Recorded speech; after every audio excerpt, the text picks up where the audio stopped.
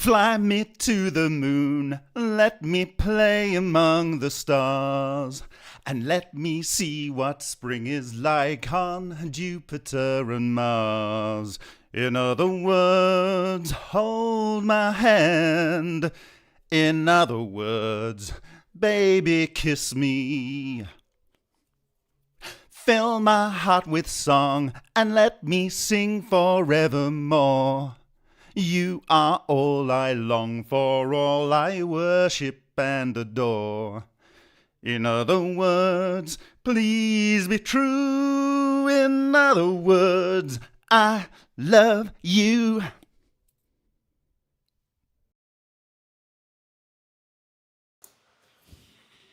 Hello everyone and welcome to Ode. Fly me to the moon. Transformation. Because if we're going to be flying, we're going to be transforming. In space, that is. My name is Bob Greenier, and I'm a volunteer with Martin Fleischmann Memorial Project.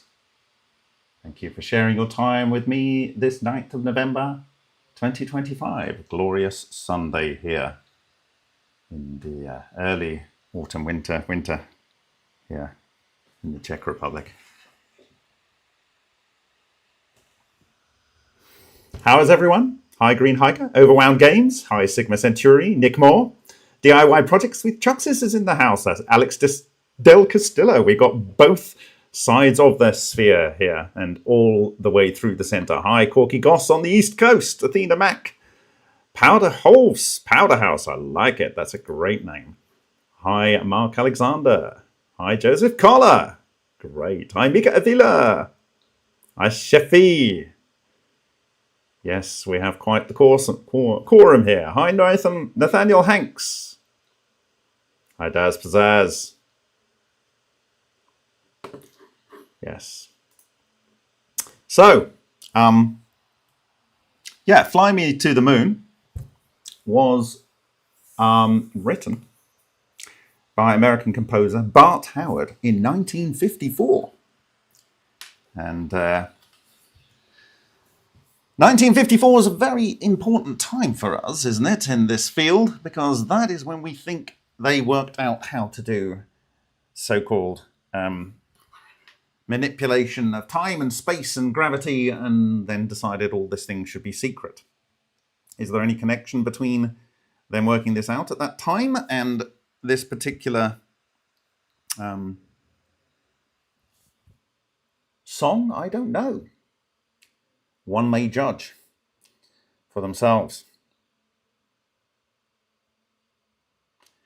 I understand it's actually a poetic plea for a lover to whisk the singer away on a starry adventure. And kind of a metaphor, really. Or is it? Or is it? Kind of symbolizes romantic escape. Passion, well, we like passion here. And eternal affection. Well, isn't that a thing? My little graphic here is it's actually more about the kind of structure that would enable the metaphorical desires of the singer to be achieved. That is this little blue glowing torus in the center of the frame there with its little sparkly bits around the outside.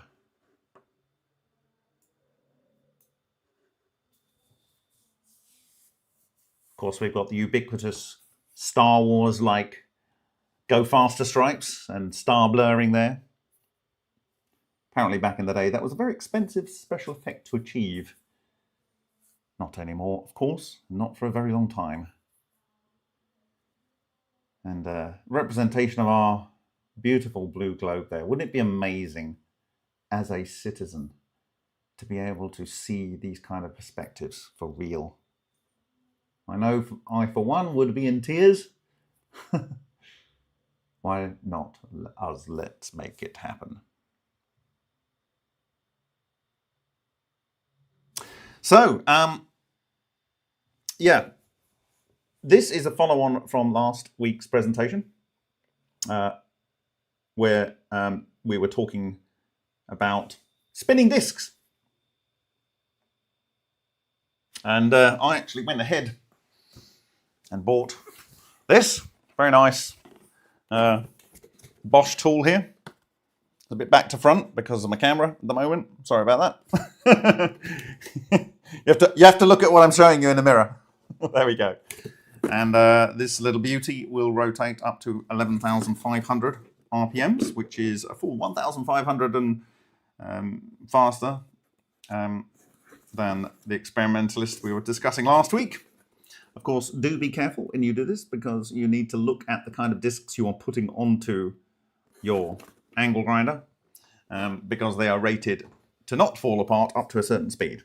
Most of the cutting discs are rated to survive in excess of 12,000 RPM, but, however, there are quite a few things that you can plug onto those things that fly apart at much less. So if you are going to attempt this experimentation, there's no more important tool to have than eye protection. Not just for the gyroscopic type structure of the angle grinder, but also if you're going to be using lasers, like this dual pumped violet laser here and this red laser here. I've got a green one as well, and we'll be trying some experiments with those. And I will get back to you. I need to buy a bunch of mirrors, and I need to have some frames so I can get the length as long as possible to get the distance. You're okay looking at the laser through the camera here, of course. Nice lens flares there. Don't mistake lens flares for unidentified flying objects. They are, in fact, just lens flares. I've seen some people do that recently, and now I've lost my... Where did I put those? I had some lasers just a minute ago. Oh, I put them up there. What an idiot. Okay, yeah, so this is what's called a lens flare. You see those things? Those are lens flares. They are not UFOs. They're just not UFOs. That's not a UFO. None of that is a UFO. That is just a lens flare. Okay? I don't know whether that encodes your end. Maybe YouTube messes it up. Yeah, so fly me to the moon. Many moons ago, and I shared some presentations that I would like you to have done a bit of a look at before we started here today. I talked about the fact that the Ultra experiment, in my view, was creating gravity waves. Now, why would I say that? Well, very simply, something is able to crush matter and make new elements, which seem to be heavier elements, and also to make matter fall apart. And so, if you remember the images of the short experiment with aluminium foil, in the magatama, that's the Japanese word for kind of like a spiritual material that can make anything you want. That's in the yang side of the magnetohydrodynamic vortex. The aluminium had appeared to have lost oxygen, leaving behind crystals of boron. And that wasn't eating away at the aluminium in such an extreme way. It was just in that center. And so, in my view, that is disassembling matter. And I've discussed that in my ICCF 26 poster presentation, the method by which that is occurring. But also, it goes through a flux loop and it feeds round to the yin side. And on the yin side, we have a spiral galaxy-like structure. It tends to be 2, 2, 2 in water, although we have definitely seen evidence for 3 in the subtors. Not in the top tors, but only in the subtors. And on that side, it's consuming a lot of the aluminium and it's producing heavier elements. One of those elements is calcium, and the oxygen coming over the flux loop in whatever form it is, a coherent matter traveling wave, I would argue, comes in and is compressed in the magatama area of the, it's the same area, but it's the opposite vorticity. And it's producing calcium in part. There's silver there and other heavier elements, but the calcium is, for some isotopes, aluminium plus oxygen. Okay, so I'm saying that on one side we have a black hole, which is disassembling matter and throwing out matter and or energy in a helical vortex that comes out and flows into the yin side. The yang is a it's a bit weird to think about it. The yang is capturing matter and radiates light, so that's kind of like Hawking radiation, and it emits more light, whereas the yin is compressing the matter. Together they work together, and so I drew in my presentation on I think it was 2022 or 2021, I can't remember now. This diagram, which I sketched on a piece of paper. And I have a close-up down here with the toroidal bubble that we have seen. We actually recorded this in high-speed imagery and caught it decaying at the end of the sound being turned off. And this is kind of burrowing into this shape here, which is like a first and third harmonic interaction. It gives you this kind of shape. And that's the kind of thing you don't want in electric circuits because it breaks your power transformers. Go figure. And this is like the aluminium foil form, roughly, like two Mexican hats side by side. Up, one up, one down. And I argue that as this is burrowing in, the toroidal moment is coming out here, and the toroidal moment is causing a flux of relic neutrinos to go in. And you could argue that it's relic antineutrinos on one side. So it's kind of one is giving out the made matter, and the other one's giving out the demade matter into a loop. And one is, let's say, sucking in antineutrinos and combining that with electrons to make neutrons, which would go to a black hole collapse. And then this one be pulling in neutrinos and causing protons to be formed and electrons, and that would be kind of like your white hole. I might have got that wrong, but it's one or the other. I can always be 50% right. Yeah. So the ordinary matter flow is here, and the toroidal moment's here, and the dark matter flow is around here. Okay. And looking at it from the top, you get a flux coming in here and a flux coming in here from the open environment, and then you get this closed loop here. This is, in my view, very, very important. And supporting this is when you get these matter collapses and matter disintegration, you should get gravity and anti-gravity waves. Gravity and anti-gravity waves.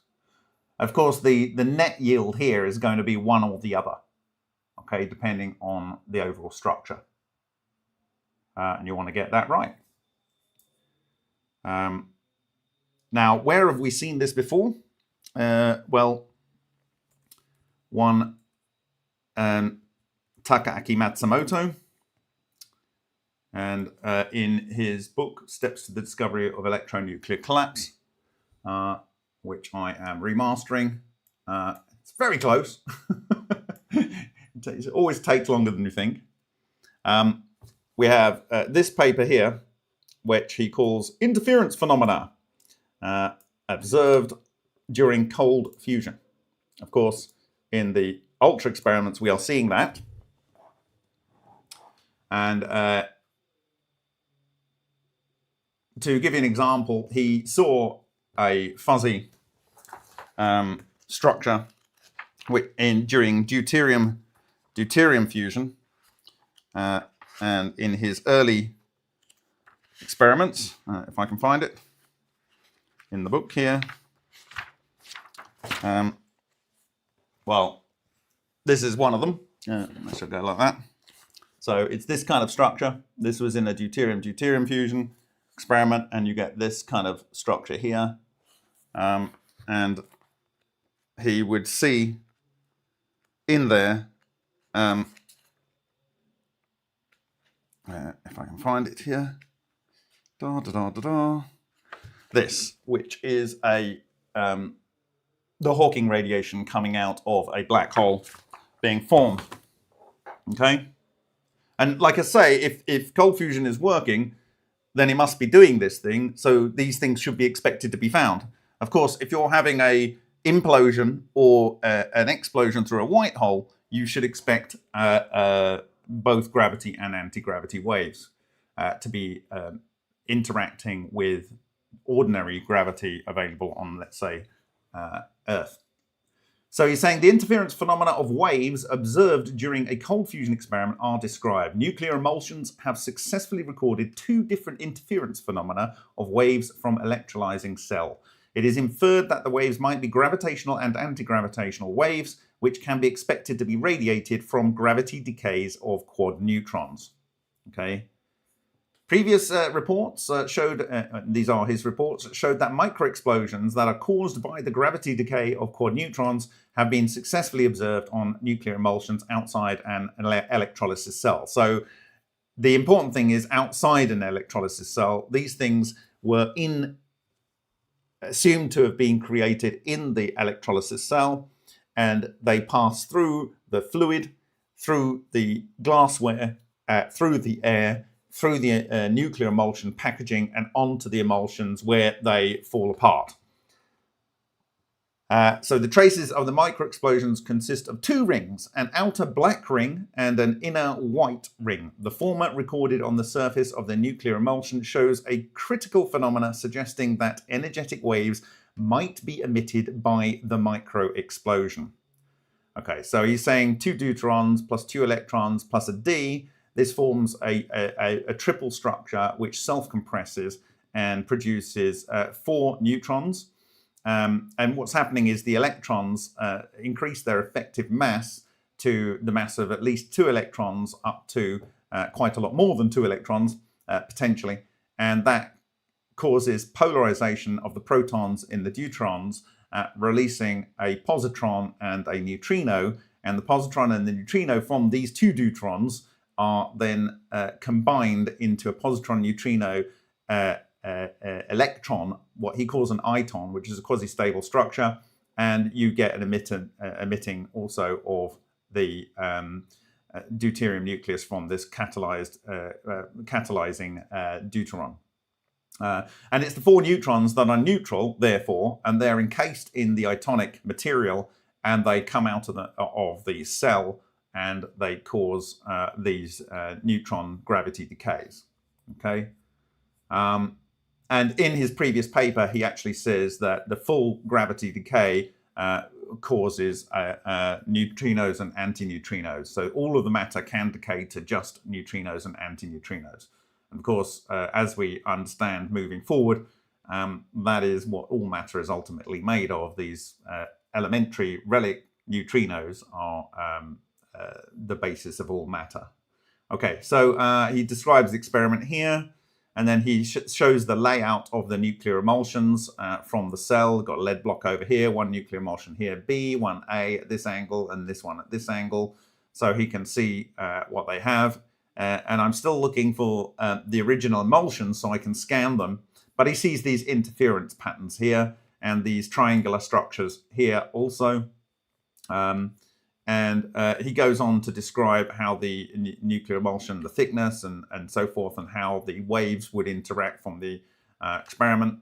And he says here, this good agreement suggests that one of the energetic waves observed here is probably the same wave recorded as the black ring in the microexplosions produced by the gravity decay of quad neutron. Thank you very much, Gary Johnson, for that £20. Very much appreciated. And Vanilla Isis also. Thank you for that $10. Really appreciated. Okay. Moreover, the total reflection at point E, and this is referring to the diagrams, indicates more important physics. Point E is outside the circle indicated by the dotted line in figure 5. So you can go and look at this in your own time. This means that the wavelength of the wave arriving at E is longer than at point A, i.e. the particle is accelerated. This is very important, accelerated particles. We can infer that Earth's gravity might interact with the particle. The wave that arrives at point E might be a gravitational wave, and therefore the upward wave at point C would be an anti-gravitational one. Like I say, I'm not going to go into detail about this. The key point that I'm making here is that cold fusion, it would appear, has been shown to produce black hole-like structures. Of course, S.V. Adamenko observed the same thing in the matter collapse of his Proton 21 lab, which was verified by the American Nuclear Authority and transferred to the US nuclear fusion program. And he saw a similar sort of structure to the one that I've shown you, and I'm going to show you another example in a minute. The waves that cause such strange interferences cannot be found among known waves, such as electromagnetic and sonic waves. The two waves might be propagating by particles that we have never observed. Moreover, the particles seem to behave in the opposite way to Earth's gravity. One is attractive and the other is repulsive. These properties can be seen somewhat in the photographs of the micro-explosions in reference 1 and 2. The outer black ring was traced by particles that are attractive to gravity of the Earth. On the other hand, the flare particles that come from the outer black ring are repulsive. Therefore, we can infer that two waves might be gravitational and anti-gravitational wave, which are produced by the gravity decays of quad neutrons during cold fusion. Okay, so you can imagine that if something is self-compressing in, like that, it's reducing the distortion of the physical vacuum, which is going to cause a shock wave, a scalar shock wave in, and then as it actually blasts out, you're going to have a secondary pulse that goes out. So something along those lines might be one way of thinking about it. Now, this other paper here, which I've been doing a lot of work on this week, cold fusion experiments with ordinary water and thin nickel foil. I won't go into the details here, but this produced a 40% excess heat. This wasn't deuteron or heavy water. This was light water. And in this case, he observed these beautiful structures from the gravity collapse, these deuteron tracks here. But it's these kind of structures which he calls the gravity decay products of micro-explosions of single or dineutrons. And again, this is outside of the electrolytic cell on the first emulsion, I believe. And you get these colorful interference patterns on the film. He describes this in the text, but you could never see it before because the book was black and white and it was not as good as this. Here he calls these Newton rings of this particular explosion here. And this Newton ring is caused by when you have a domed or spherical structure and reflected light and a flat surface. So this is what's happened. There's been an explosion here. You can see it's very, very equidistant radial. So this would have produced an EMP and so on. So you can see this, the inner ring here, an outer ring, and this is another explosion mark. He goes on to show this is the same kind of Hawking radiation coming from a black hole evaporation. So as the matter is condensed, it's emitting photons, and this is exposing the nuclear emulsion. Okay, and so he's got the reactions here for the hydrogen-based reactions. So two hydrogens combines with an electron and a catalyzing hydrogen in the point of compression, which is in this case in nickel, is on the surface because nickel doesn't absorb hydrogen. And you get the formation of two helium momentarily, which is stabilized by the iton and the emission of a neutron. And this decays to a deuteron, a positron, and a neutrino. Or you can get the production of a deuteron or deuterium, monatomic deuterium, a single iton, and a proton. Or you can progress through to producing a dineutron, and that's what he's saying is collapsing. Okay, now what do the black holes look like from the side? So when you're not looking at the Hawking radiation, so this point is the actual point of the black hole. Okay, so this is the point of matter collapse at the tip here. Over here, this would be the point of matter collapse.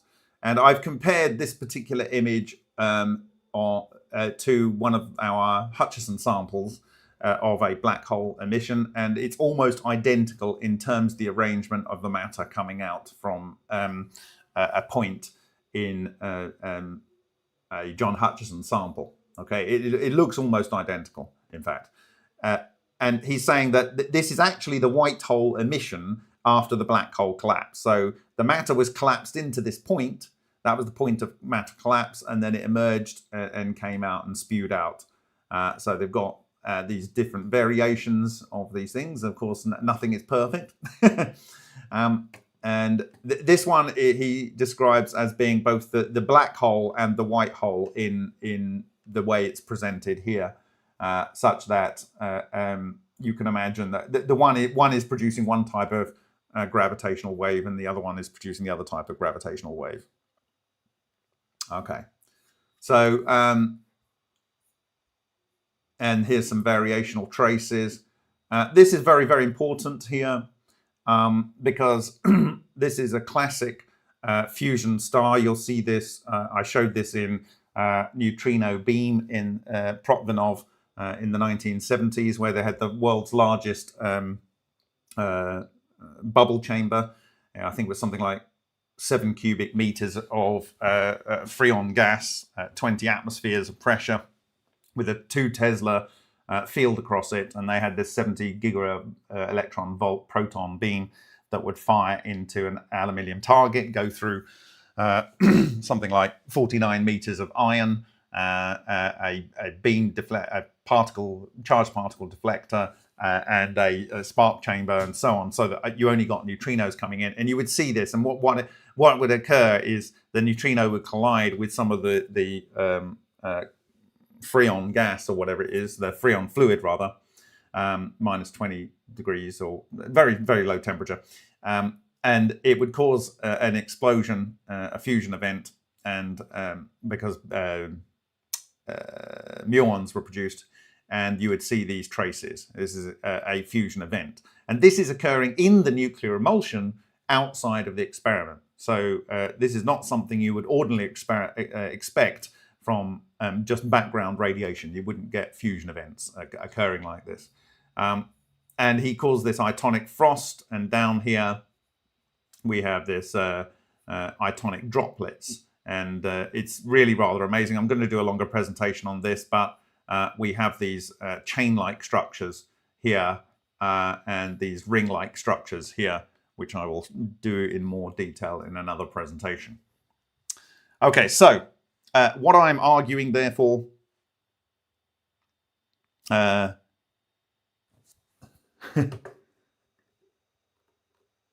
okay, so what I'm arguing, therefore, is that there is gravity waves and anti-gravity waves produced by compression and decompression in this overall structure. And if you remember, I shared this video, I think, is if gravity can do this, what is gravity? And it was about the 1988 to 1999 work of Xu Wenzhou and so forth. And he did this study where he looked at effects that occurred during 3-body alignments. This is where you have a lunar or solar eclipse, and the idea is that the gravitational bodies are acting as a lens for something which is partially refracted and reflected, and you get a gradient of these things. He didn't discuss what it was, but it did 4 things. One was caused a lead-tin alloy to form linear crystals. That's almost a way of showing a kind of like a wave-like pattern. That he had a brass sheet which has spin nuclei in it with strain gauges, and it showed a sideways movement like the Foucault pendulum in the 1950s. It also had spectral lines of elements were changed during the 3-body alignment. And the last one was atomic clocks, both in their experiments and when they looked back at other atomic clocks around the world during 3-body alignments, they found that the decay rate of cesium-137 or rubidium-87, both beta isotopes, were changed, which means that a flux of something that is manipulating beta decays was changing. I don't expect it's going to be the W or Z bosons. I think it's going to be relic neutrinos, the density of that material. And therefore, we know that relic neutrinos and neutrinos in general are gravitationally lensed, and clusters thereof would stand to reason that they would be also. And that these things can do the interaction with the weak interaction and change the beta decay of radioactive isotopes. Now, I have done some experiments with beta isotopes this year, and I have absolutely extraordinary data to share with you in experiments that can be replicated very quickly by third parties. You do need certain things, and to verify at least one of them, the experiments, you will need a beamline. But we've done that, and it's either true or it isn't, and the fullness of time will point out it's true. So that is for an upcoming presentation. And I also worked with Dr. Roshan Amaza earlier this year on an attempted replication of the radiation remediation claimed by Yul Brown in the 1980s. So there'll be a whole series of experiments and lots of video to share with regard to those experiments. But to suffice it to say, it does support the claims of Dr. Alexander Parkhomov, who will be updating us this week on his latest research on this subject. And it also supports what Matsumoto is finding, what we have found, and what Xu and Zhu was suggesting. Of course, in the trailers for Dr. Alexander Parkhomov's book, I showed this guy, Bob McElrath, who was working in the 2000s with CERN Theory Group, and he said that relic neutrinos are a standard model compliant model of gravity. And so what I'm arguing, and have done for a very long time, is that the toroidal moment that is produced by this charge-separated material spinning around in this foil here is producing an interaction with the toroidal moment of relic neutrino clusters, which is the gel-like ether, and the substrate, the relic neutrinos themselves, which have a special case of the toroidal moment called the anapole. And so you get the interaction of matter here. So we've talked about the gravity waves from water in Lena, and now I want to talk about something that I shared in Cosmic Summit this year. For those people that didn't see the presentation, you can go and look at the first of the two presentations on the blog today, and I've shared all the slides today, so you can go and have a look at those. But essentially, I was talking about, let's go to view here, go down here, and we will play this. Okay. I was asking how fast people moving through space and how they would know. I talked about the apple and how the decaying of the apple is a chemical process, and that's how we perceive time, both in our visual perception, like the decay of things, but also in our eyes, our senses of touch and smell. It's all electron interactions. And I argued that if you could stop electrons from doing electron interactions, I'm not saying necessarily you're freezing something thermally, but you're freezing it in a sense where electrons cannot transmit signals, then you effectively freeze time. And I showed that the apple, obviously it's a symbol used by Sir Isaac Newton. We've just mentioned him in the Newton rings, in that explosion, gravity, decay, in the work of Takaaki Matsumoto. He obviously used the apple supposedly to give him some inspiration. Of course, I think it was a more important message. And I think the Greeks were trying to say that when they assigned the apple to the tree of knowledge. But we'll look at that in a second, because the apple is this particular form. It's an oblate spheroid. It is the core interaction structure of the wheel within a wheel within a wheel, with that we see in the DHX2 and other reactors of Bintu and Huang, and the substructures internally. And it is this green fuzzy layer here, and then it's also the fuzzy layer on the substructure inside and the substructure inside the substructure. And they are each individually producing their own toroidal moment. Now, I want you to bear in mind these kind of how the spin occurs on each fractal level, because that will be important to understand what I'm going to share later. But I do believe, and have said since the beginning of ODE, back in the beginning of 2008, that this will provide unlimited energy anywhere, because relic neutrino and clusters thereof are available at any point in the universe. And this will provide faster than light propulsion, because it is the relic neutrino clusters, the gel medium over which light travels, which this can interact with in part from in front of it, and actually feed it and actually fuel itself off the material that it's traveling through. And so it's not restricted to the speed of light.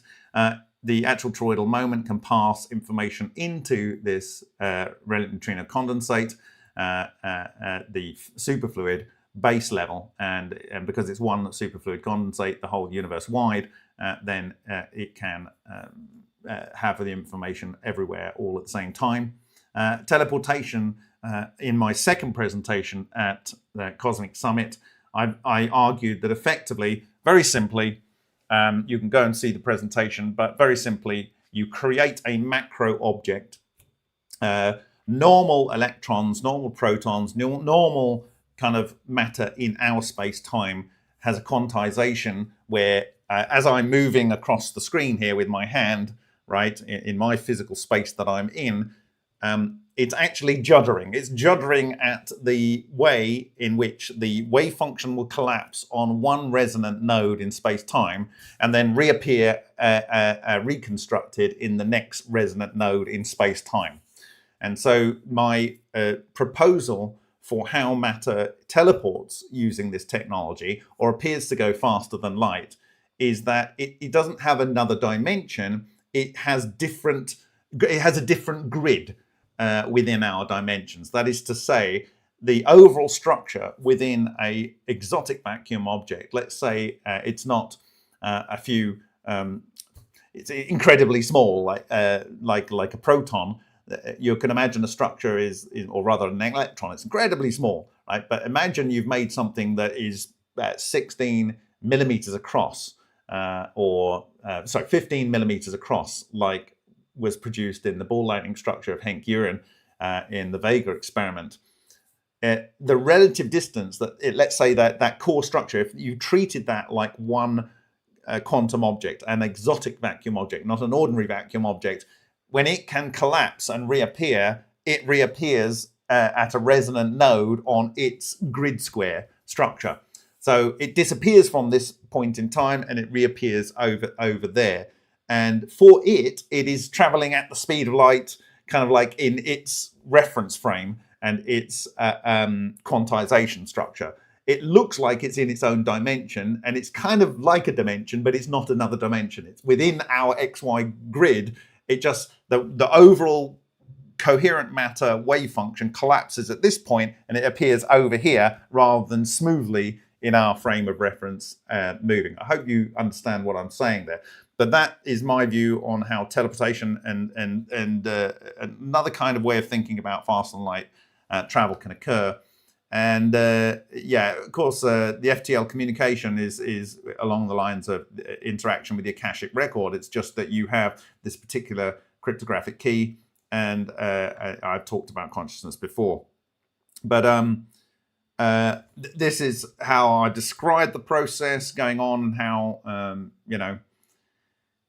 the difference between ordinary vacuum objects, the cosmic microwave, cosmic neutrino background. These are background neutrino and their clusters are fed into this structure, and it depends whether you're thinking anti or gravity. So if it's coming in this way and it's anti-gravity waves, it would be gravity coming in here. It's weird to think about it. Like, depends on whether it's anti or gravity waves, which way you're thinking about the flow is going. Okay, and I talked about the monopole here and the structures. Now, with regard to the apple, I didn't actually explore this too much in detail in my presentation at Cosmic Summit, but very specifically, the center of the apple here is bounded by the N-level Visa Capices, which we're looking at that sort of American rugby or British rugby ball shape end on. Okay, in the subtours, we're looking at side on. Okay, so these 5 seed pockets for the apple appear to extend out to that part, and the apple frame here, and I've got this at a slight perspective, so it's a little bit off. This is about as much down as that is down there. The boundary of the apple is the boundary of the oblate spheroid, the apple in the structure. So this is a symbol for both knowledge and the action of gravity, I think is extremely valid. Okay, so now I don't know whether you're going to hear the audio on this. I'm going to see if it will work. Let's see. But this is very important to one of the points that I'm going to make today. This speech by Andrea Pucharich. And you can go and see it down here, but I don't know whether it's going to pick it up. I might be able to pick it up on my mic. Tesla discovered ways of making objects disappear. This we know. I know a guy who was from DuPont who was in charge of Navy battery construction and testing. And what they found out, they'd have batteries as big as this thing to run for submarine. That's what they did. And they had certain requirements that they had to, when they threw the switch and shorted out the 2 poles of the battery, all the plates and the electrodes and everything had to withstand the surge of 100,000 amperes. That's an awful lot of juice, right? So they would short this thing, and it was all set up in a way that nobody could get hurt. And they found out if there was a wrench left in a room or some piece of metal, it would suddenly vanish. Now, this is ordinary workers, DC batteries, and so on. Now, Tesla did the same, and they found out that metal would levitate and a lot of other things, but the main thing was vanishing. Yeah, man is alive, very reliable witness, top DuPont official. So anyway, there's another thing that Tesla did that nobody ever understood. He took 3 Tesla coils and placed them upright in a triangle.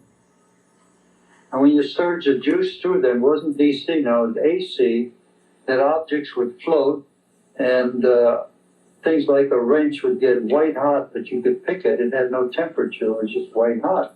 I mean, it looked white hot, but it was white, but it wasn't hot. Without energy. Anyway, this has been duplicated in Canada. And a friend of mine that I'm going to see, I want to see how they're doing with the experiment. So that is part of the mechanism. I haven't explained, why an atom can exist here, a cluster of atoms, and then somehow flip into another space. We call it orthorotation, and they disappear, and they go somewhere else. And they tend to come back to the point of origin. It's like, they flip, they go out, they come back. So I think the key points that you need to take away from that is that when the Navy were testing these batteries on their submarines, they would throw the switch and you would have this high DIDT. What do I mean by that? Very high impulse of current in a very short space of time. And this is what you need to rip the physical ether. And he was arguing that you're getting 100,000 amps. Bear that in mind, 100,000 amps. And he was also saying that using 3 Tesla coils in a special arrangement, he could cause the influence of gravity to be reduced, let's say, such that objects would levitate. And that's what he's arguing. And he's obviously talking about John Hutchison, who would seem have developed some of these kind of effects going on. And so I use that as a key way. Now, remember that high DIDT very large current pulses, and Tesla, that connection, because I want to share with you today something that I found about 2 years ago. I wanted to actually put it into this presentation. It was already too long, but I think I can trace back the initiation of Tesla's ideas in this area, and or the tool that enabled him to do these kind of things. Okay, and it might, the initiation of this might push it all the way back to even the early 1800s, even before Tesla was involved with thinking about these things. But what I went on to talk about was the myth, the conspiracy, whatever it is, of the Philadelphia experiment. And I took the view that I'm not going to say that this is all bunkum and discredit it. I'm going to read what it says and just see if it resonates. And essentially, what I saw on this front cover, which may not be obvious to everyone immediately, was that right here above the ship, randomly, is a UFO-like structure with a magnetohydrodynamic thing going around it. It's like, why? Why is that there on this thing? Why have someone put that there? I thought that was a little bit interesting. Okay. Now, this is the US Eldridge. There's only a few pictures. Actually, not a very large ship. It's 102 yards long, so that's about 30 meters. Not very massive. You can see people standing here. Basically, it's got probably a couple of Bofors or something on their guns. My dad used to fire one of those on HMS Indomitable. He was a gunner. And yeah, so it's kind of a little destroyer. It would move very quickly and shoot at stuff. And I think there was a sister ship. But anyway, I think it was chosen because of its size, 102 yards long. And essentially, in that book, it says they had these, von Neumann, his system produced a central rotating electromagnetic field at a critical frequency. Now, why is that important? Well, if you look at the presentation by Eugene Podkletnov on Tim Ventura's APEC channel, which was post this presentation, obviously post this book, he said, well, that what they're creating is a rotating electromagnetic field. Of course, what is an rotating electromagnetic field? Well, it's kind of like a polyphase system, like Tesla was generating. That is kind of what you're doing in a polyphase system. You are rotating the magnetic field. At a critical frequency to interact with a second time vector. This rotated the position of the time field in relation to the ship and was what allowed the ship to become invisible. That is almost word for word what Andrei Pucharich just said. It says that all the atoms kind of rotate and they go into a different place and then they come back when they rotate back. And so, you know, it's saying something almost identical to what is in this 1994 book. And of course, Andrei Pucharich talked about the ether or something out there being able to allow for telekinetic abilities, remote viewing. In fact, it was Andrei Pucharich who brought Uri Geller over to work in the Psychic Spy program with Hal Puthoff. And so you should really spend some time and go and read the works of Andrei Pucharich. Anyway, so moving on with this, this is in some letters from Carl M. Allen to Dr. Jessup. Again, some people have tried to discredit this. I just read it for what was in the text. The result was complete invisibility of the ship, destroyer type, and all of its crew while at sea in October 1943. The field was effective in an oblate spheroidal shape, extending 100 yards more or less due to lunar position and latitude out from each beam of the ship. So the beam is the sides of the ship. Any person within that sphere, within the sphere, that's an oblate spheroid shape, became vague in form, but he too observed those persons aboard that ship as though they were two of the same state, yet were walking upon nothing.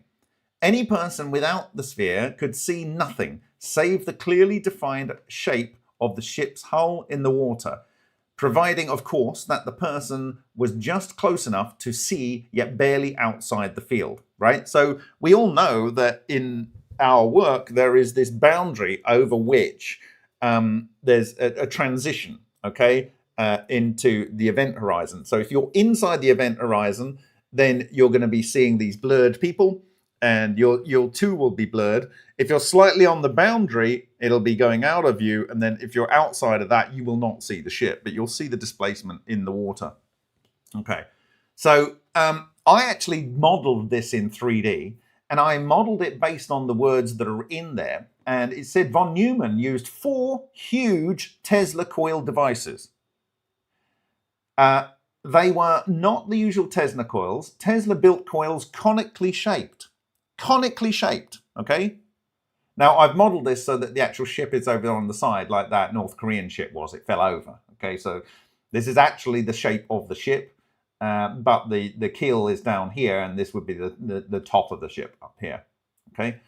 And so I placed these 4 conical structures inside the ship's volume. And he says they were driven in part by each of the 75 megawatt, I guess, or kilowatt generators, something, operating at fairly low frequency. It doesn't need to be high. Doesn't need to be high frequency. Okay? There were 4 RF transmitters. Okay? So radio frequency transmitters into conical shapes. Why conical? Well, I think you know. So what I did was I measured, once I got this structure in the correct place in the ship, I then measured where the boundary of the apple would be, and I was utterly blown away because there's a scale factor in the 3D software where 1.41 meters is the boundary from the side of the ship as described by the testimony. If we go out to the outside, it's 1.41 meters. Well, this oblate spheroid, which is the shape of an apple, is exactly 99.64 yards. 99.64 yards. All of its crew while at sea. The field was effective in an oblate spheroid shape, extending 100 yards, more or less due to lunar position and latitude, out from each beam of the ship. Any persons within the sphere became vague. Boom! I was blown away. The fact that just simply modeling this, based on the words in the text and what we understand, because what you are doing in this structure here, is you're creating an asymmetric electromagnetic, rotating electromagnetic wheel within wheel within wheel structure. And we know that that is important for it to be asymmetric. It is asymmetric. The physical marks show that it's asymmetric. And that is what subsequently Eugene Podkletnov said was necessary to create this force vector that is a propulsion type that appears like anti-gravity. Okay, so, and it does do this, okay? So, how is this occurring? Well, there's our oblate spheroid here. This is our oblate spheroid here. Okay, wait, go up here. I'm arguing that as per the Wisniewski model of the Dirac-compliant topological monopole, which is created by the fractal toroidal structure, you get a magnetic vector point here at the phase singularity, but it's caused by this ring singularity, which is the model of a Kerr-Newman black hole. That is to say, you've got superconducting coherent electrons that are spinning around here, and they are producing a magnetic space singularity.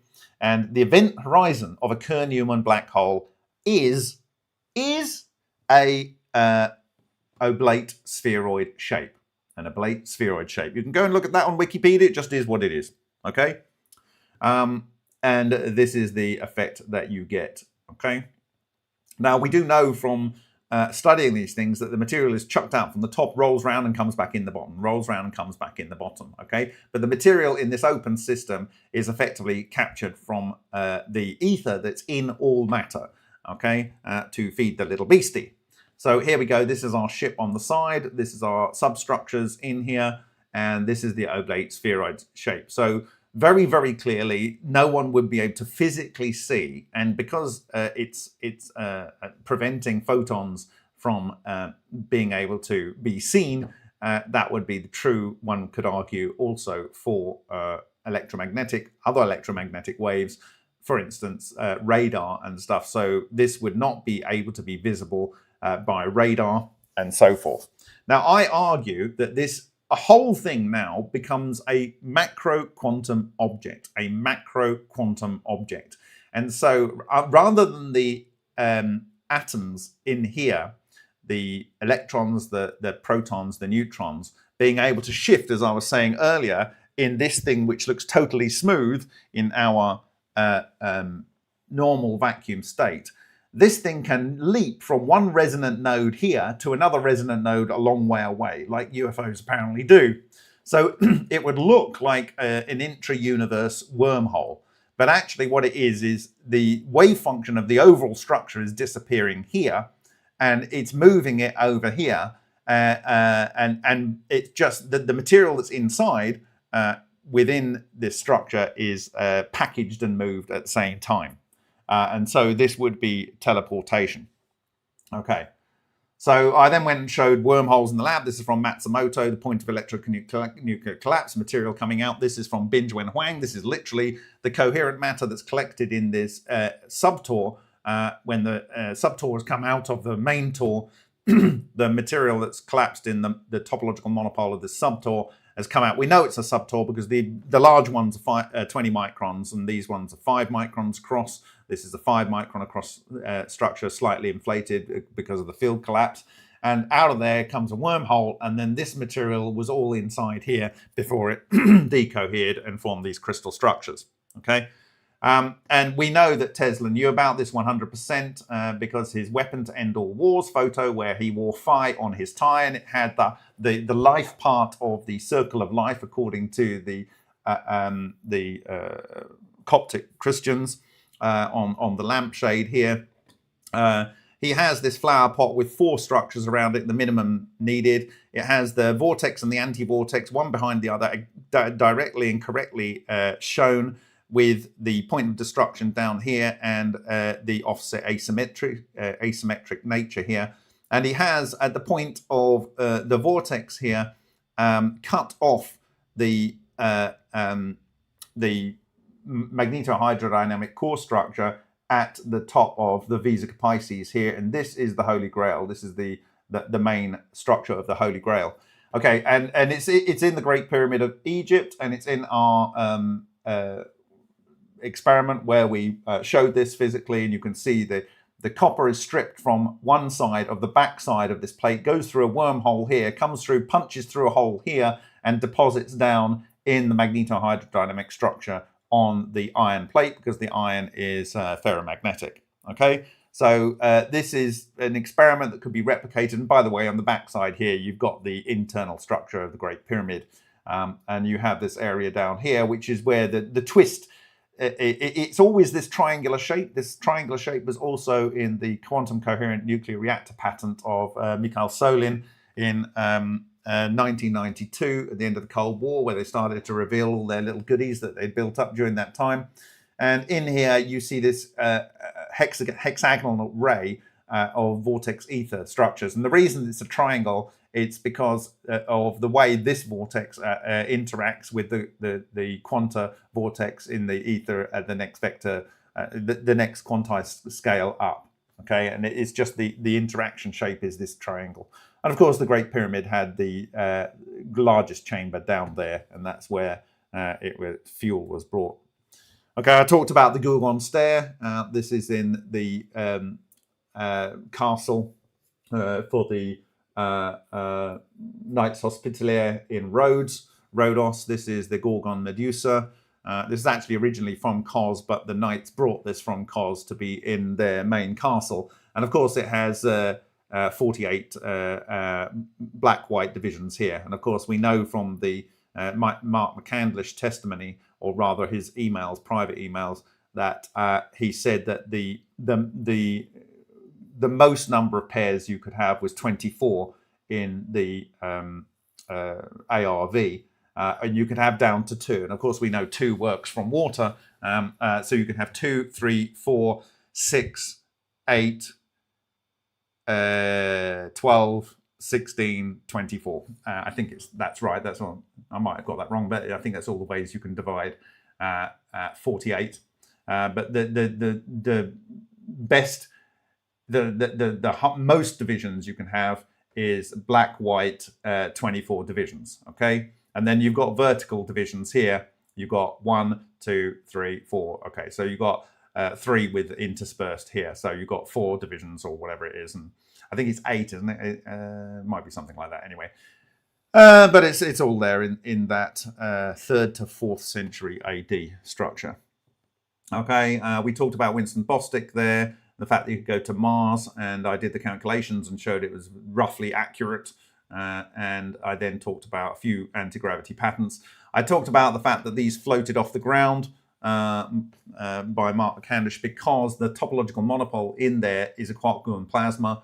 I've later detailed that, and that will survive for around about 2 days. So once this is energized, this will sustain for about 2 days, and it just needs a little kick every now and again to keep it floating. And it floats at this interaction level here, and that interaction level is exactly and precisely the cutoff point here, as per Tesla's Weapon to End All Wars promotional photo for the New York Times.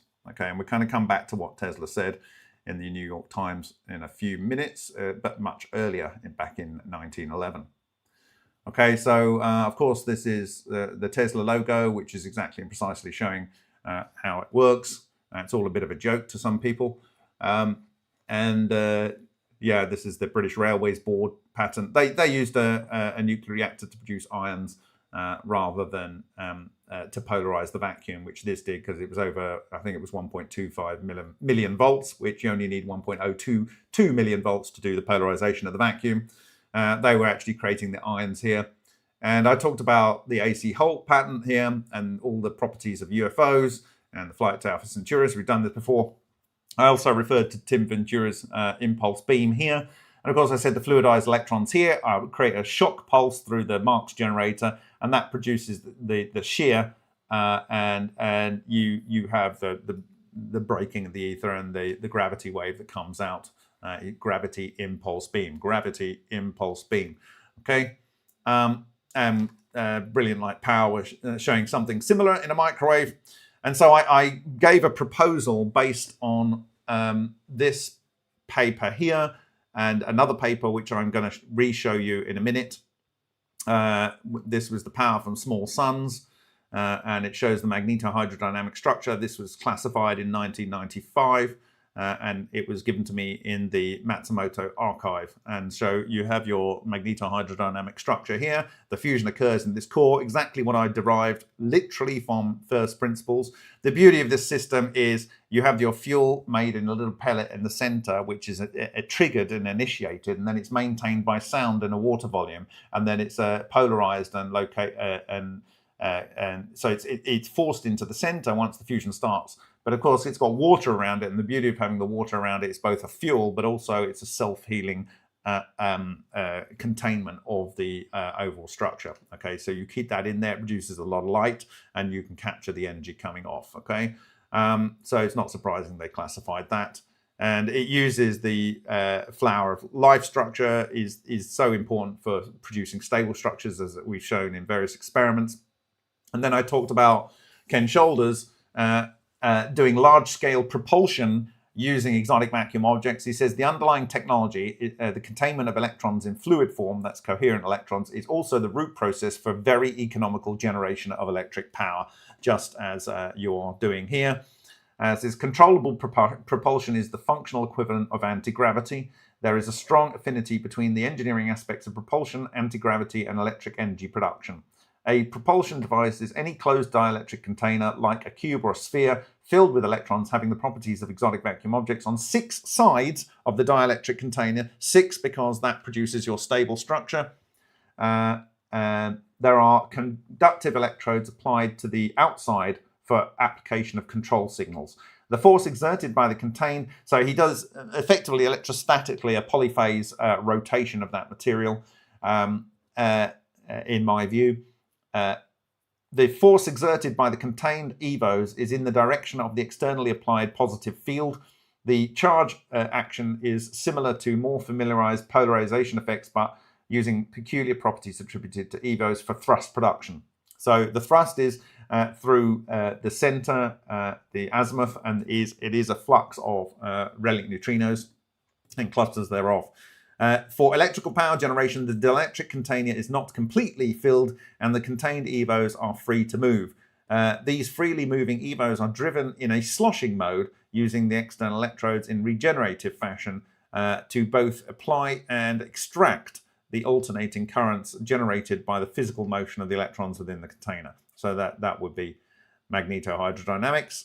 And he shows how to do one aspect of it there. Anyway, so I actually talked about how the power drive would work, and the power drive would be doing basically a 0-point energy extraction. It would also be capturing relic neutrino clusters and utilizing those. So again, fused quartz sphere like Chukhanov's ball lightning patterns, expired Shoulders pattern statement that I've just read, and Eagley's work, which we do. Between 1 and 4 millimeter in diameter. I think it's around about 1.2 millimeters in diameter, but if you want more space to do electricity production, it would be larger. And we based this on my analysis of the Vega Valley. And we did an experiment earlier this year in the lab of Jan Rack, where I said that like you need to make a hole and it needs to be like around about 1 millimeter. So we drilled a bunch of holes to create fluidized electrons, and it would appear on the first attempt we created fluidized electrons. They flowed from that hole underneath the surface and went out. I will share those images. I must get round to sharing those images. But it seemed to be rather trivial when you give it the home, which you've already identified from the Vega Valley. That Vega Valley is an incredibly important experiment to understand what is going on in these processes.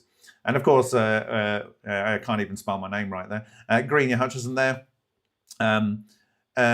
Homogeneous magnetic field. This was said to be necessary in 1973 patent of Paul Collock, expired in the PAP engine, expired patent, in the Cooley-Bennett classified patent, which would have been expired even if it was approved.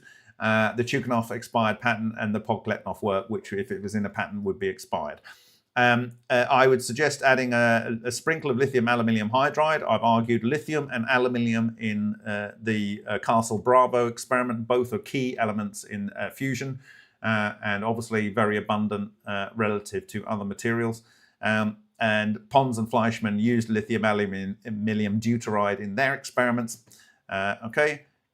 Sprinkle of carbon-60. Why carbon-60? Well, Tesla used carbon in his carbon button light bulb. It was the only thing that was able to survive bombardment by etheric matter rays in his 30 years of experiment, other than silicon carbide. He didn't have boron nitride at the time, and it's because of the covalent nature of the material. Of course, the wonderful thing about carbon-60 is it has no free carbon bonds to give out, and you can also package the deuterons in there, and that was the basis of the Cooley-Bennett patent. So very good thinking by the Cooley-Bennett team. Of course, Eagley used carbon in his experiments. We have done, and Klimov. This was before Klimov's more recent presentation, but of course with erosion plasmatrons and the MPC magnetic pinch device, all Russian inventions, he's really taken the field forward in that respect. The 0600 phased high DIDT discharges here, I got this from a paper which we're just about to look at in a second. I've spoken about it in the past. The high DIDT high amounts of current in a very small amount of time discharges with optionally voltages restricted to 2000 volts. Of course, this is because Ken Shoulders says that the EVOs are stable up to 2000 kiloelectron volts. So 2 kV, 2000 volts. So you want to keep it below 2000 volts so you don't blow up the EVOs unless you intend to blow them up. Okay. So 0600 hertz, this comes from this anti-gravity research done by the US Air Force, and I'll refer to that in a minute. The high DIDT is what you want to achieve. That is what Andrei Pucharish was talking about, which caused this disappearance of material in these naval battery tests when they slammed those breakers closed. Then electromagnetic, as used in the rotating magnetic fields of the Philadelphia experiment, or rotating electromagnetic fields, as in the Ken Shoulders description and others. Also in the work of Podkletnov, the recent one that actually came out after this, as I said earlier. So I could add Podkletnov onto the end of here as well in his recent talking. And then 6 tungsten electrodes, which would be if you're having it within the quartz sphere, or you could use if you had the fluidized electrons in there already, then you could use the field effect on the outside, like Shoulders is describing. Okay, so where does this 0 to 600 phased hertz come from? It comes from this work, which I've shown you before. I can get it up there. Is it going to go up there? Yes. Okay. All right. And it is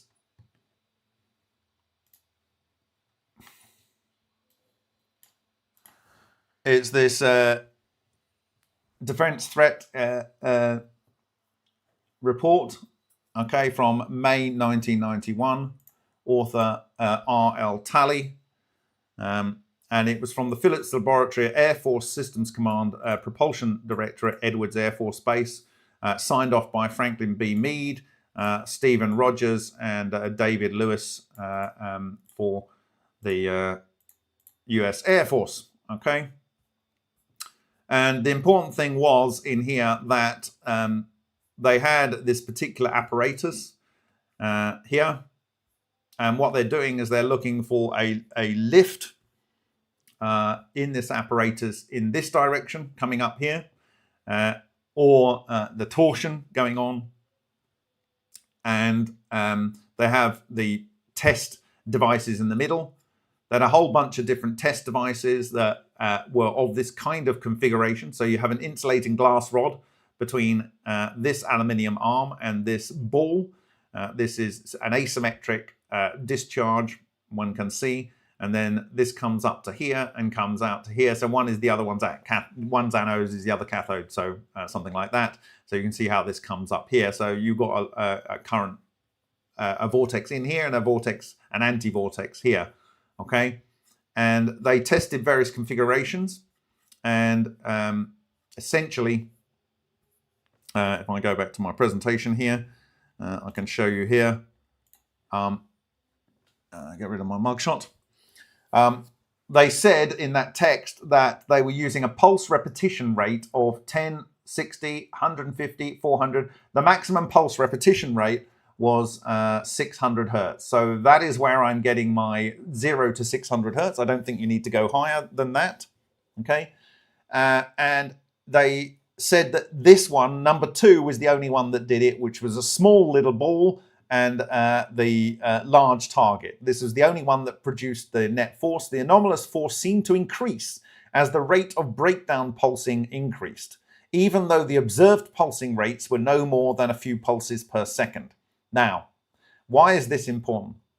Well, a breakdown, and they had a dielectric barrier actually put in between the cathode and the anode. So the dielectric barrier was put in here. It's a lead titanate or zirconium titanate piezoelectric material, but it was a dielectric barrier. So although they had this pulse rate here, flexibility, they would only see a breakdown of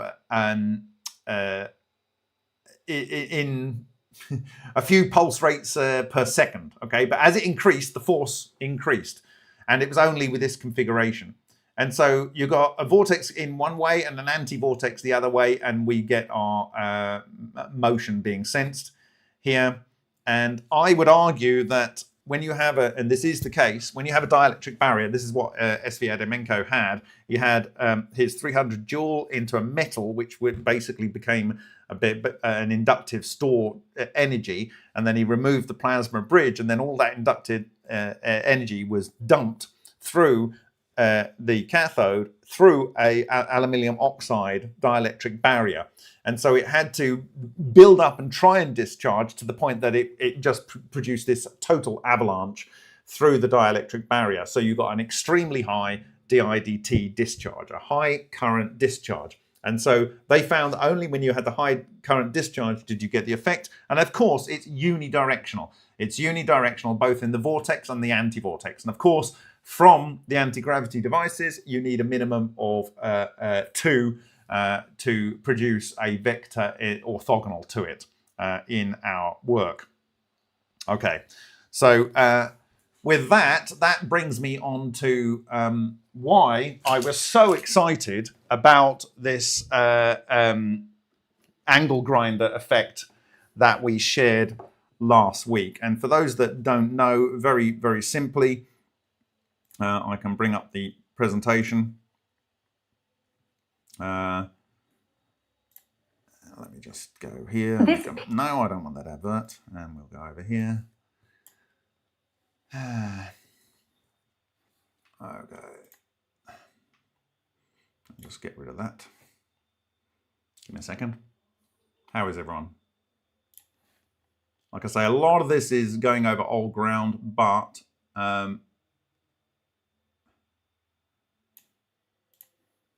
this is the experiment, and essentially he has a hard-mounted laser. He points the laser to a mirror at an angle that's about 45 meters away, and it reflects back onto a door. And when he uses the angle grinder one way round, the laser beam moves down, and when he turns the angle grinder over and moves it the other way, it moves up. It moves down one way, and it moves up. And of course, we already know from Alexander Shishkin's work that when you spin very high speed, and he did 40,000 revolutions a minute, that it produces these strange radiation clusters that can cause exposures, little pits on radiographic film and other effects. And so we know that spinning, and I've argued that and this is where we're going with this, the homopolar generator that was in the ARV, there's something very special about homopolar generators. And we're going to have a look at that now. But what I'm arguing is, and what this spinning experiment here, in my view, shows, is you are producing a gravity and an anti-gravity effect. I believe they are Relic neutrinos clusters, okay? And because Relic neutrino clusters are the medium over which light is traveling, because it is the gel, what you're doing is you're sending out a torsion field that is pulling in Relic neutrino clusters and increasing the local density here, and also producing a change in the refractive index here, so it bends one way, and when you spin it the other way, it changes the refractive index in the other way.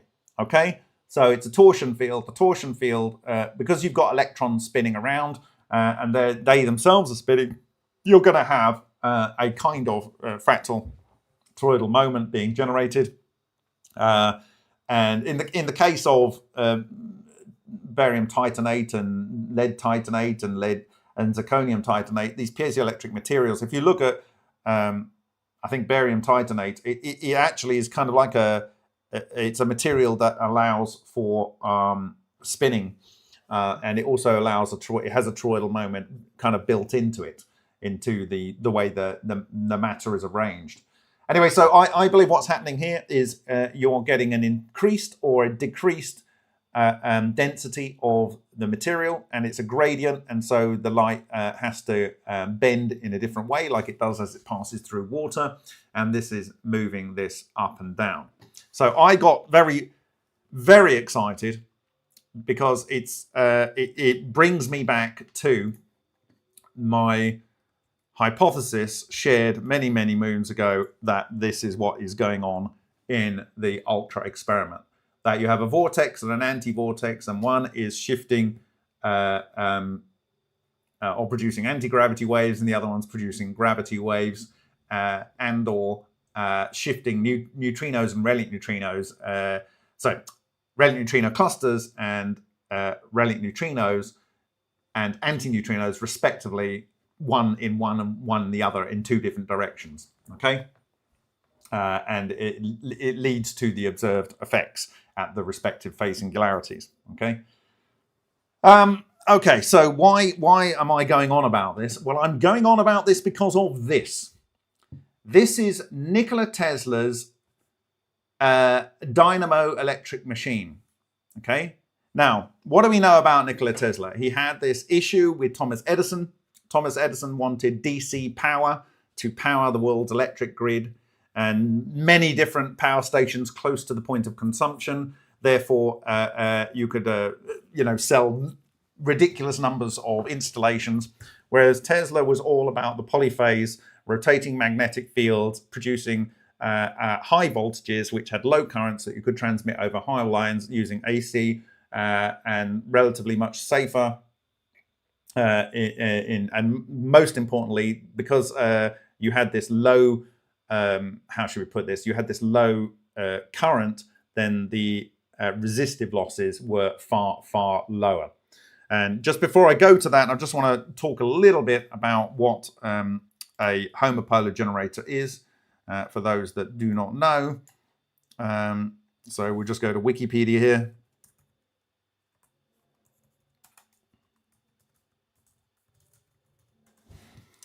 Okay. All right. Okay. So,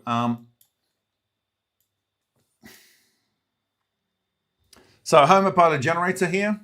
If I can zoom into this, maybe it'll be a bit better for you guys. It's actually called a Faraday disc originally. So you have a magnet here, you have a crank, you move this around, and you have a brush, and you have another contact on the center, and you get a current produced. A homopolar generator is a direct current electric generator comprising an electrically conductive disc or cylinder rotating in a plane perpendicular to a uniform static magnetic field. A potential difference is created between the center of the disc and the rim or ends of the cylinder with electrical polarity that depends on the direction of the rotation and the orientation of the field. It is also known as a unipolar generator, acyclic generator, disc dynamo, or Faraday disc. The voltage is typically low, on the order of a few volts in the case of a small demonstration models, but large research generators can produce hundreds of volts, and some systems have multiple generators in series to produce an even larger voltage. They are unusual in that they can source tremendous electric current. Tremendous electric current. What was I saying about Andrei Pukarich? Very, very high current. Some more than 1,000,000 amperes. Million amperes. Don't you mean a billion? Million amperes. Andrei Pukarich was saying that the US Navy were throwing switches with 100,000 amps and wrenches were disappearing. Wrenches. This isn't 100,000. This is million amperes. Million amperes. Okay? All right? And it's extremely difficult to get a device to switch that amount of current. But if you've got it available in a homopolar generator, you can just flip a switch and that is the current you're going to get. Okay? And it's unidirectional. That's the important thing. Okay? Because the homopolar generator can be made to have very low internal resistance. And of course, in this homopolar generator, if you had, which was in, by the way, the archive of one late Neil Crichton Gold, if you had a homopolar generator where your copper disc had a sawtooth on it, and the sawtooth went into a mercury bath, which was not your brush electrode here, but it was a mercury bath, as you rotated that around, you would get pulses of high current. Pulses of high current. Okay? Okay. Also, the homopolar generator is unique in that no other rotary electric machine can produce DC without using rectifiers or commutators. It just produces DC. Okay? So here we go. That's your magnetic field going through the disc. And you've got your pickup on the center there and a pickup on the outside. Now, this is the biggest one in the world, the 500 megajoule generator. This is in Australia. Research School of Physics, Science and Engineering. So it's really a rather large thing that they had here. It was the largest one in the world, at least publicly emitted. It stored up to 500 megajoules of energy. Now, just to put that in perspective, Svyatomenko was able to transmute 20,000 samples of metal with 300 joules into every element in the periodic table with just 300 joules in a disruptive discharge. This device here in Australia was producing 500 million joules, or rather it could store it and then release it. And it was used as an extremely high current source for synchrotron experimentation from 1962 until it was disassembled in 1986. Okay, it could supply currents of up to 2 million amps. 2 million amps. Okay, right. So what was interesting about Tesla's only real DC homopole type generator? Well, I'm actually in the part way through remastering this. I'll show you here. It's in Overleaf. So maybe I'll publish the remastered version here. So you can see I've got it in all nice, easy to read text here. But we'll go to the original patent again, which is here. And you'll notice something a little bit different about this compared to the ones that we've just been looking at, is it doesn't have one disk, it has two. It has two. Okay? Now, the normal problem, as I said with these before, is the fact that you contact on the outside of your normal homopolar generator. Why is that a problem? It's because the brushes may not make a very good contact, and if you've got very, very high current going through, it becomes an issue. And so one solution is maybe to use mercury, but even that becomes a big issue. Okay? So why did Tesla think, 1889, this is before they actually discovered what an electron is, or at least gave it a thing, okay? What's special about this? Right, I'll read it from my text, because I can read my text. It says, be it known that I, Nikola Tesla from Smiljan, Lika, border country of Austria-Hungary, a subject of the Emperor of Austria and a resident of New York, in the county and state of New York, have invented certain new and useful improvements in the dynamo or magneto-electric machines, of which the following is a specification, reference being had to the accompanying drawings. This invention relates to the class of electric generators known as unipolar, in which a disc or cylindrical conductor is mounted between magnetic poles and adapted to produce an approximately uniform field. In the first named or disc armature machines, the currents induced in the rotating conductor flow from the center to the periphery, or conversely, according to the direction of rotation or the lines of force as determined by the signs of the magnetic poles, and these currents are taken off usually by connections or brushes applied to the disc at points on its periphery and near its center. In the case of the cylindrical armature machine, the currents developed in the cylinder are taken off by brushes applied to the sides of the cylinder at the end. So this is where the normal problem with these devices are in these systems. In order to develop economically and an electromotive force available for practicable purposes, it is necessary either to rotate the conductor at very high rate of speed or to use a disc of large diameter. So to create high volts, you need to rotate it very fast or have a very large diameter, okay? Or a cylinder of great length. But in either case, it becomes difficult to secure and maintain a good electrical connection between the collecting brushes and the conductor, owing to the high peripheral speed. So you can imagine that when you're spinning that disc around, the outside is moving at very, very fast. Well, it's moving. It's got a lot larger radius than the center of the spindle, and so the distance that each particle is moving a lot further. So it produces all kinds of problems with the contact.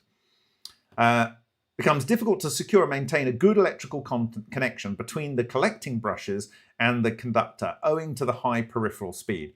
It has been proposed to couple 2 or more discs together in series, with the object of obtaining a higher electromotive force, but with the connections heretofore used and using other conditions of speed and dimension of disc necessary to securing good practicable results. This difficulty is still felt to be a serious obstacle to the use of this kind of generator.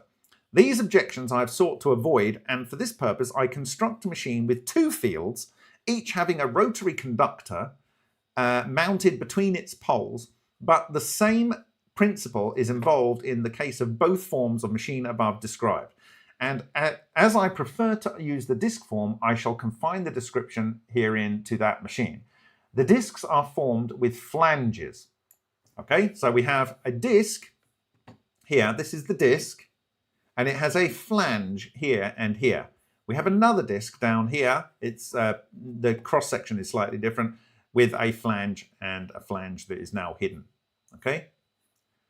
After the manner of pulleys, they are connected together by a flexible conducting bands or belts. This is the key innovation here, the flexible conducting bands or belts.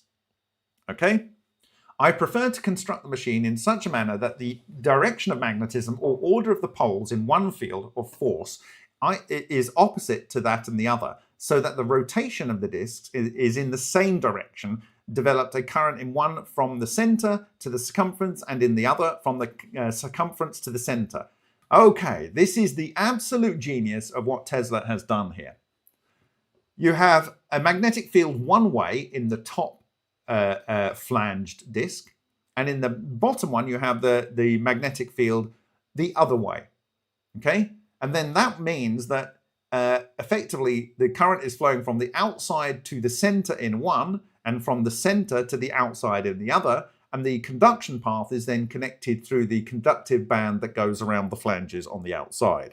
This is absolute freaking genius. Absolute freaking genius. It means that the center takeoff here, which basically doesn't move hardly at all, right? You can have your power coming off with a nice brass terminal to connect your wire to, with just a push contact here. Okay, and again, with the other one, so one would be your positive terminal and one would be your negative terminal. But you're only dealing with the bit that doesn't move a lot. Absolutely brilliant. Okay, so the idea is then you can move this very, very fast, and then if you want to get a higher voltage without increasing the speed on these, you can also, or the diameter, you can just take these modules and link them together into series and create higher voltage outputs. Okay, very, very easy by comparison to a normal device.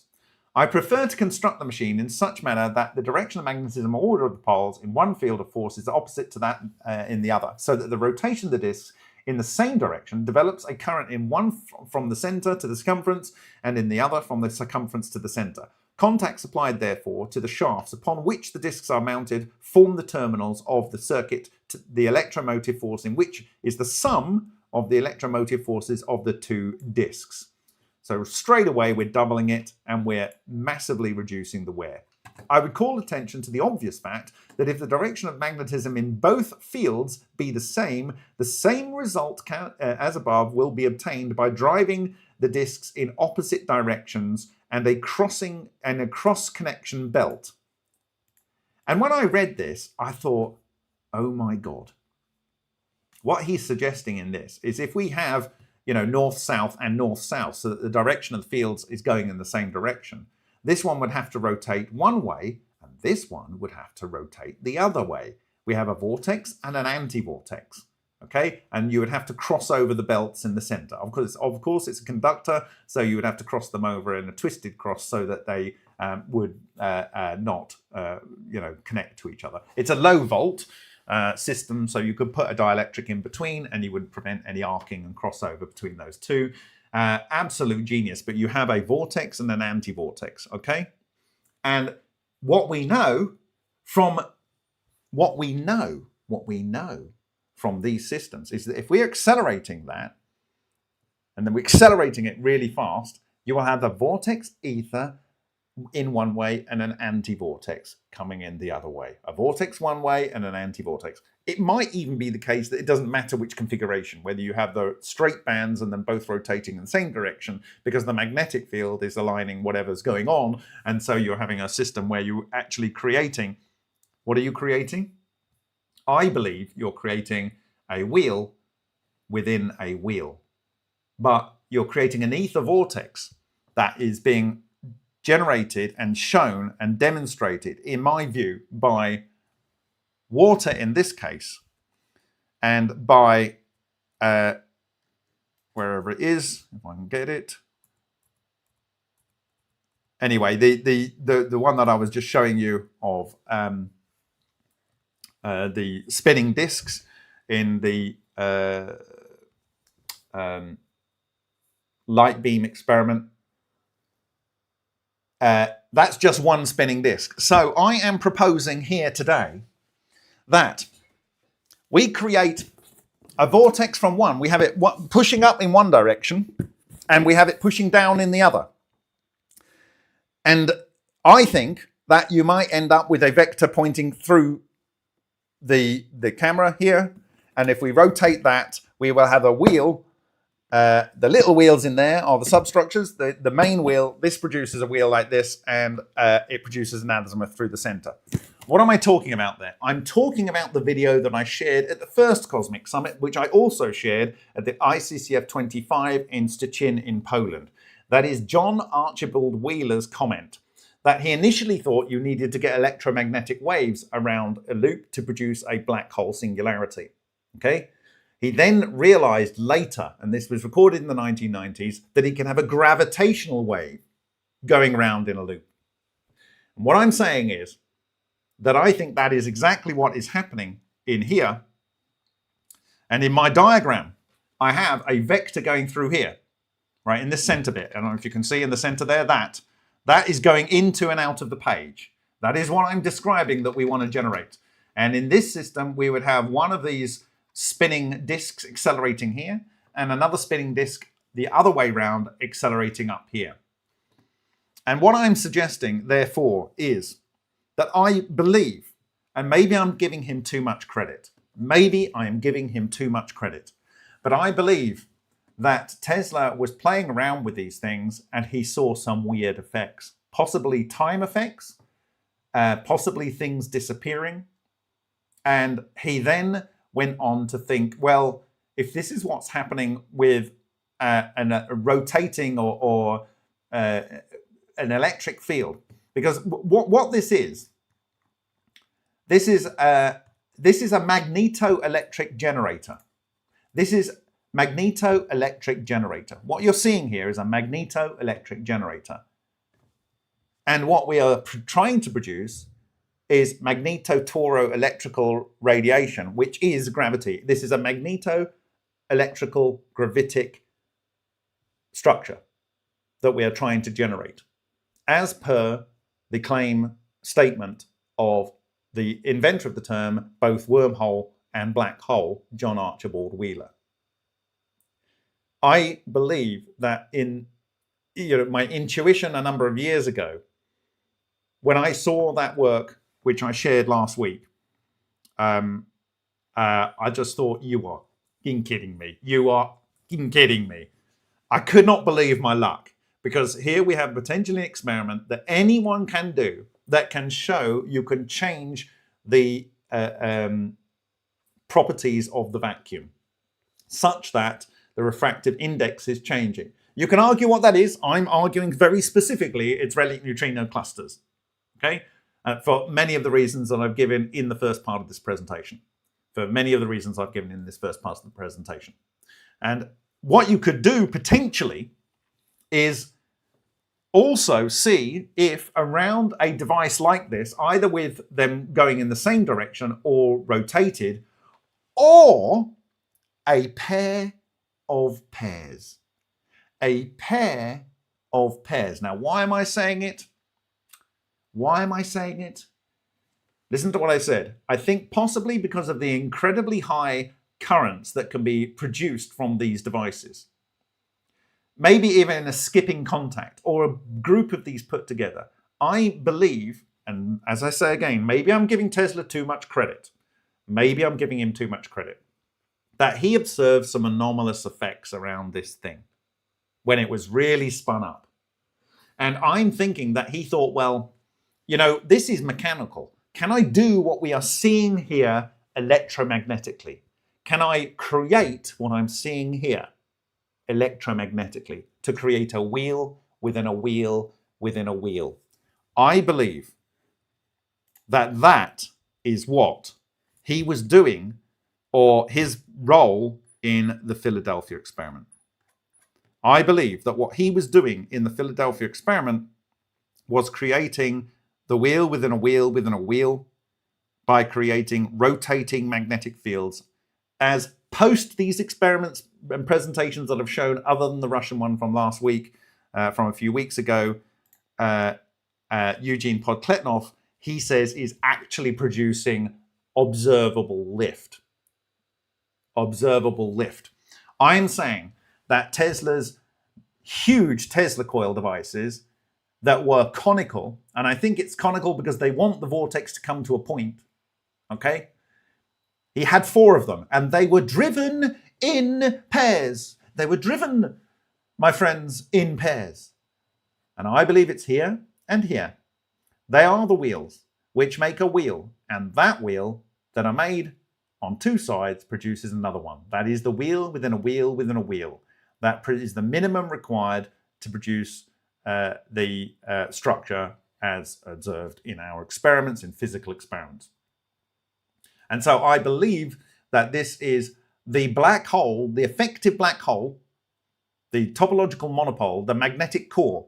And as I said before in many presentations now, this Kerr-Newman black hole that forms, as described in this Dirac-compliant monopole structure, calculated by Wisniewski in 2008 and shared at the Sochi conference then, whatever the magnetic field is necessary here to produce the desired effects along a long continuum of effects, from dealing with van der Waals forces and the Casimir force all the way through to quark gluon color disk confinement and everything in between, including the basic tornado effects, the basic Hutchison effects, all the way through to the radiation remediation effects. It's all things of the same phenomena.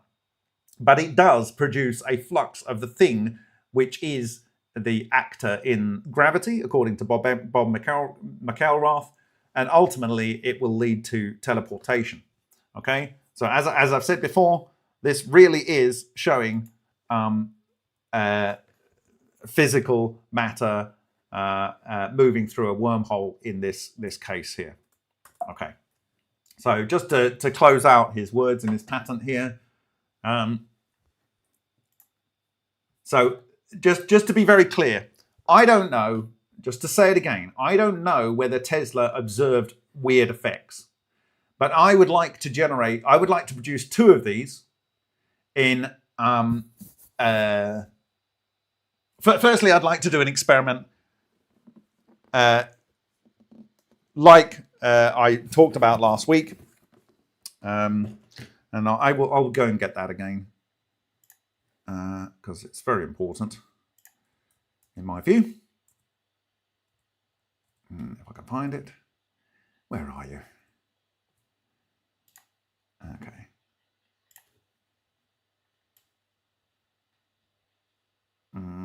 Yeah, okay. Here. There is. Okay. So very simply, rather than having one of these push it up, rotating one way and then turning over and pushing it down, I would like to have two of these things ganged together and arranged so that they are effectively forming what I am showing in my presentation here from the top view.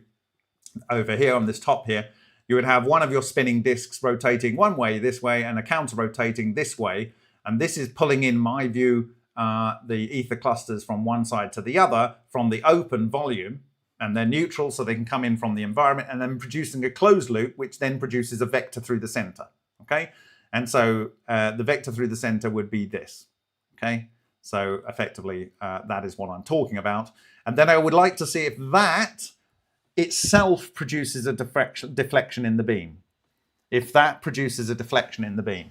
And then I would like to see if we can't produce a number of these to a pair of pairs, and either with them going around in the same direction or in alternate directions, see if we can produce a deflection in a beam in a similar way. If that's the case, then I suspect that Tesla might have observed something similar. And in that case, I would then like to go and extend that understanding to producing something along the lines of what is claimed here. And ultimately, all we're looking for is a small deflection in the light beam, a small deflection in the light beam. So if we produce something like was being done with the claimed work on the Eldridge, this would lead us to a logical conclusion that we can both cloak, teleport, and do some propulsion technology. Okay, so that is kind of what I wanted to share with you tonight. I just want to check to see if I've got any other notes here. I wanted to share this for a very, very long time. Some things have okay, I'm going to share something which intersperse these two events. So the US Eldridge 1943 and the 1889 patent that we're looking at here. There was the Tesla's 1911 Sun New York, which I've talked about before. You can go and have a look at me working through the text of that in Alien Gravity, which I've shared the presentation, but I'm going to pull up another one where I've got a summary. So if you just give me a second, I will pull that up. And where is that? It's in the presentation with Andrew Johnson that I shared, that I did very many moons ago. And we'll go to unfortunately, the presentation that I had this in has died. This was actually in my original O-Day slides. So this is in the Sun, New York, 1911. So we have 1889, 1943, and in the middle of that we have 1911. And so Tesla says, he's asked the question by the interviewer, how about aerial navigation? Dr. Tesla was asked. He considered for a moment or two and then replied with great deliberation. The application of this principle will give the world a flying machine unlike anything that has ever been suggested before. It will have no planes, no screw propellers or devices of any kind hitherto used. It will be small and compact, excessively swift, and above all, perfectly safe in the greatest storm. It can be built of any size and can carry any weight that may be desired. I'm kind of wanting to give Nikola Tesla the benefit of the doubt. I'm kind of wanting to say that, in my view, his exploration of DC current and the homopolar generator caused some weird effects, and in his mind, he extrapolated those out to doing this electromagnetically, polyphase state, rotating the magnetic field. The kind of same logical thing that Eugene Podkletnov went down. Eugene Podkletnov is spinning superconductors. Superconductors have electrons that are in a non-resistive state, That's what you're trying to do. You spin that around, and then there's a couple of different experiments that he did, but then he punched it with a Marx generator, producing a high shock, and so on. And so I thought, well, maybe I'd like to do some of those experiments, and I wanted to find out where there was anyone that was producing high-powered homopolar generators. High-powered homopolar generators. And so I had a look, and I couldn't find anything. So I asked Grok what it would say. And let's see if I can find what it said. I asked for suppliers of high current homopolar generators to do these massive current pulses. And you know what it came up? High current homopolar generators, also known as Faraday disk generators, are niche electrical machines that produce direct current at low voltages but very high amperages, often in the range of thousands to millions of amps for short durations.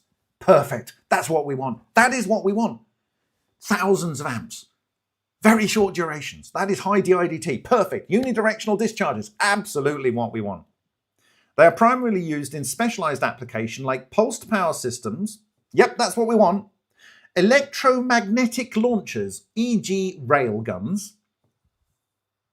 Research facilities and high energy experiments. Yes, that's what we want. Not the railguns. No, but we want the high energy experiments. Due to their complexity and custom nature, they aren't typically mass-produced or available off the shelf, like standard generators. Instead, they're designed to be built by specialized manufacturers, often for defense, aerospace, or scientific purposes. Based on available information, here are some key suppliers and developers of high-current homopolar generators. General Atomics. General Atomics. They are a leading US-based company with extensive experience in designing, fabricating, and testing superconducting DC homopolar motors and generators. These are capable of delivering high power, torque, and current densities, often for naval propulsion and pulse power applications. For example, they've developed systems for US Navy's Office of Naval Research, including superconducting homopolar motor tested for ship propulsion. One such unit was listed for surplus sale, apparently. And it's saying contact General Atomics. I'm sure that's going to work out very well. And then the other person is just an advanced magnet lab. And it says, Advanced Magnet Lab, AML, are a Florida-based company specializing in advanced magnet technologies and electric machines. They've received DOE and ARPA-E funding to develop homopolar machines with innovative electron current transfer technology for contact-free operation, achieving high efficiency, 99%, and 5 to 10 times higher power torque densities than conventional DC systems. Their work focuses... So now you can understand why it's very, very, very, very, very, very important to have high magnetic fields, which are very good from neodymium magnets and things like that. Their work focuses on motor, but extends to generator applications in high power scenarios. So basically, you can get them from military contractors. I'm not sure you're going to be able to get them. So what are they typically used for? Well, they're used for electromagnetic launchers like railguns. Not sure we want to use it for that. Certainly, a railgun might make our wrench disappear, so that might achieve that thing. High current homopolar generators are used to provide massive pulsed currents required for electromagnetic railguns and other launch systems, enabling high velocity projectile acceleration in defense research applications. Okay. Check out number 2, use. Nuclear fusion research. Nuclear fusion research. They serve as an energy storage and delivery system for various fusion devices, such as theta pinch reactors. Oh my God, combining what Klimov has done, what Anatoly Klimov has done with his plasma electrode with the fuel in it, with the hedgehog and the MPC. But on the MPC, rather than using a less than ideal current pulse, let's use the output from a high current homopolar generator, such as theta pinches, tokamaks, and Z pinches, facilitating rapid energy transfer to inductive loads for plasma heating and compression.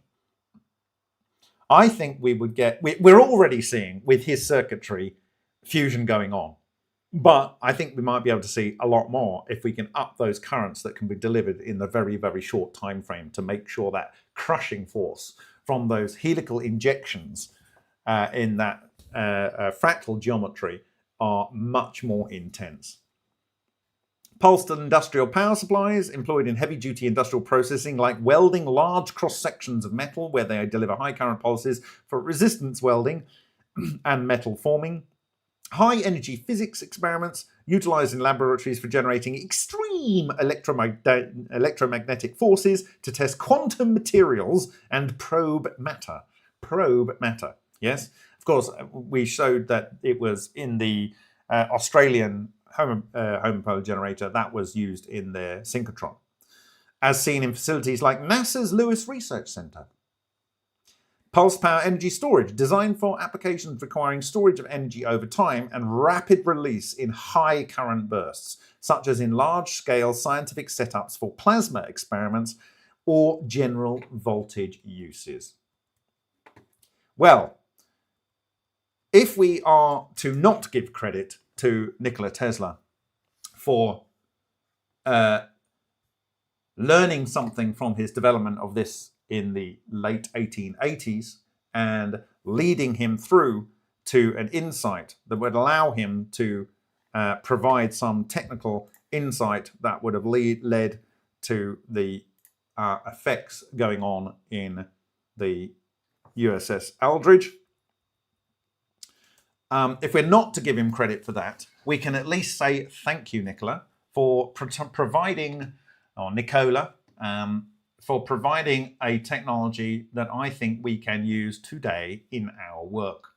So I would like to see if someone can produce one of these things and see what you can get out of various specifics. There are obviously much better kind of belt technologies which could be impregnated with conductive particles than were likely available in Tesla's day. I would suggest also potentially either using, they use copper, brass, or iron for the rotor parts in these. I would also suggest potentially aluminium in there, but start with what he suggests. Brass is probably a good thing. It's easy to machine and readily can be available. Yeah, it's well described. So I think that's where I want to. Is there anything else? I had a list of things. Let's see if I've got anything else I wanted to say. No, I think that's mostly what I want to say. So before I go ahead, I'm going to do this.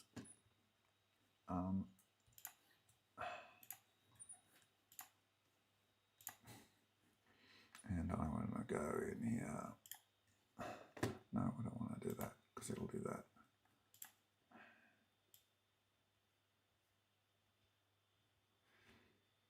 I'll be with you in a second.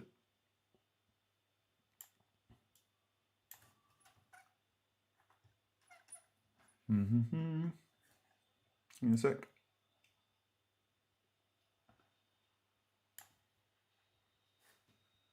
Okay.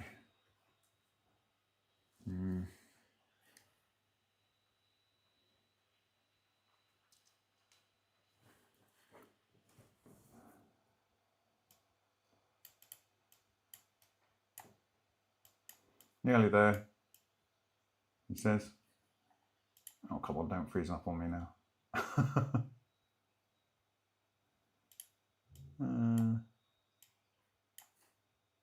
Okay, all right. Thank you very much, Misunderstood. Very, very much appreciated. Thank you, Matthew Reynolds, for that £5 as well. Thank you. Really kind of you guys. Okay, so yeah, why am I not getting this? Give me a sec.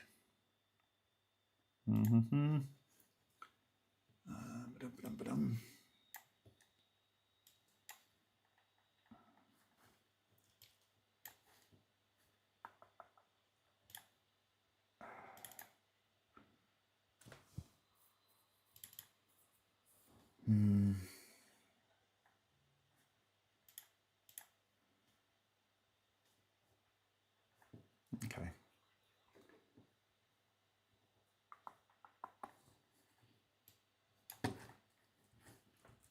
And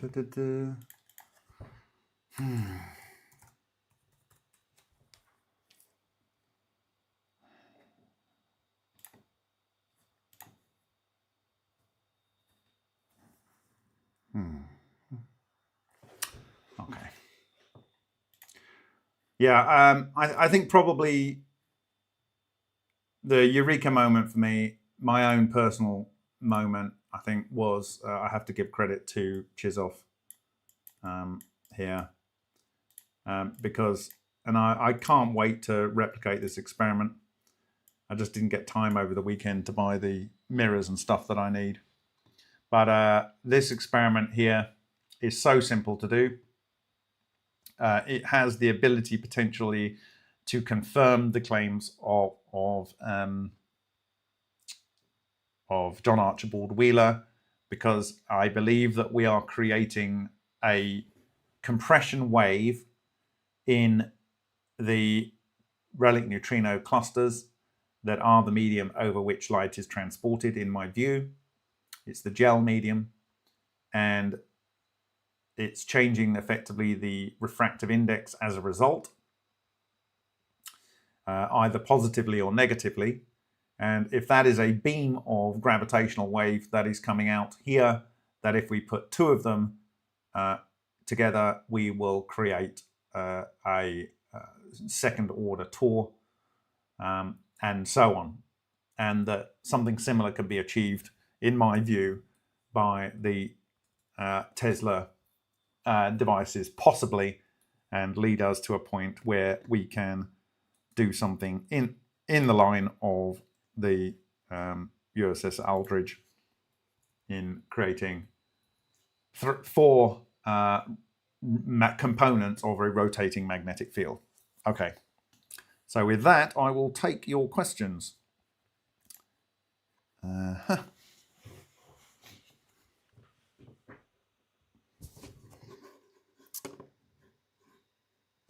Attach some magnets. Yeah, well, that might be something to do. But the first thing to do in any situation is to replicate, and that's what I will do. Also, when you're if you've got an angle grinder and you shove something on there that is not meant to be on there, those things will fly off and be very dangerous. I don't think it's necessary. The angle grinder I bought was not cheap, by the way. It was nearly $250, but I wanted one with a flexible speed, so I can change the speed because it's increasing rotation. Now, the thing is, if you are doing a disruptive discharge, that is an accelerated rotation on each pulse, and because it's unidirectional, it's always going in one direction. So you only have the acceleration in one direction. Okay. And this is what was being said is absolutely critical. It's the unidirectional pulse, and in the experiments with the laser, they are accelerating it up and then stopping, accelerating it up and then stopping, and it's the increasing acceleration that does the work. I don't know. I mean, the lasers I've got here, I think they are, I don't know, that you definitely don't want to look at them. I can't even see because my eyes aren't good enough. I think that their laser was 5 milliwatts or something. It's just a normal laser. I mean, the point of having a laser is that it is a non-divergent beam, so that you can put it over long distances, and be able to see the deflection on the impact point. So you can go and have a look at the presentation. It puts the detail in there. I need to finish translating those slides. I will actually publish the full Russian presentation with all the questions as well afterwards. 3 says, what happened to the multiple symbology vids you promised over the last year? Yeah, I am going to Pompeii in February, and I think the next most important symbology video will be a little bit crazy, part 3. But I want to go to Pompeii first to discuss that.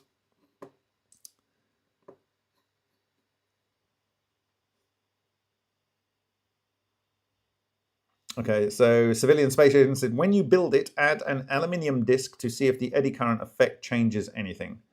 Yeah, like I say, I will look to see what happens with aluminium. Bob, would powering on and off the grinder do the same acceleration that is needed? Yes, that's what I intend to do. What I would do, actually, if I got 2 of them, is I would have one with its grip closed and another one with its grip closed, one pointing up, one pointing down. Having verified that the basic experiment works, then I would arrange them, rotate them 90 degrees, and have the laser passing through the middle. Okay, so we are looking for a vector that's in the opposite direction, and it might, depending on where the laser goes, it might bend one way as well as up and down. It might be in a quadrant, and it might be interesting because one motor might be slightly out of sync with the other, and you might have it go like that. And that would show you vectoring of the gravitational vector. Of course, the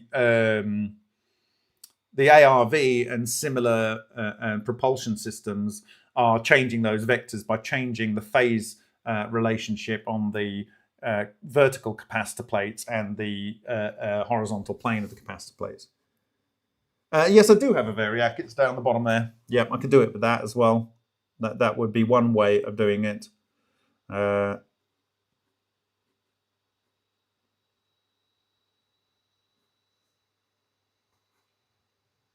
Yeah, I've always wanted to go to Pompeii. So yeah, should be good. Civilian Space, would it be worth aligning a Hallback array to form a singularity? Yeah, all these things are possible. I want to do the basic experiment first, and then do the experiment with the pair.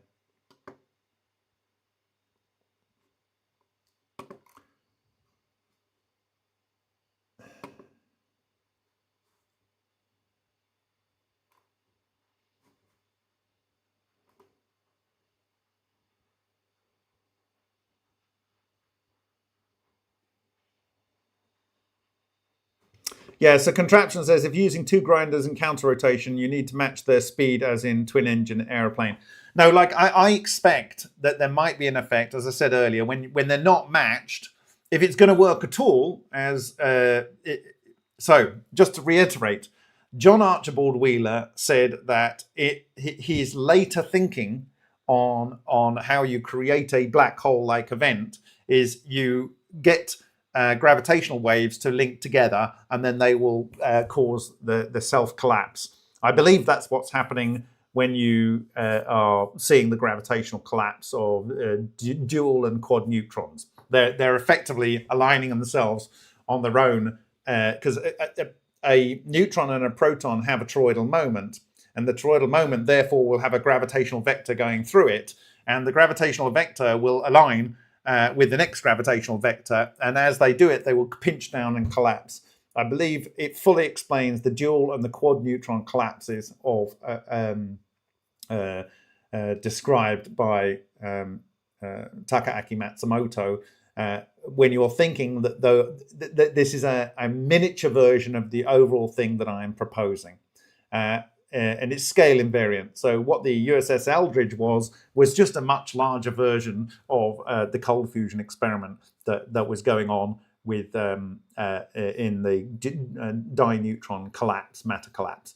And I expect that if you were able to power either significantly high impulse or high field strength, and you would do this electromagnetically, you would cause the complete collapse of the matter in the volume, and it would just disappear. It would just disappear. So it's all the way from, I mean, when I say disappear, it's converted into constituent fragments from anything from individual atoms, atom substructures and nuclei substructures, all the way through to complete collapse into relic neutrinos and antineutrinos, basically.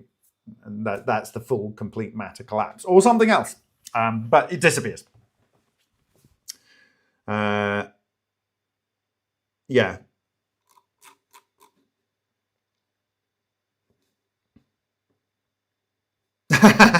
I'm getting tour guide guy. Thank you, Gary Tucker. We must talk on who I should get as my guide. Yeah, I mean, when it's so exciting, it's just so exciting that that work by Chisov. It's just so exciting, and it just basically completely supports everything we've been saying and everything I felt since early 2018.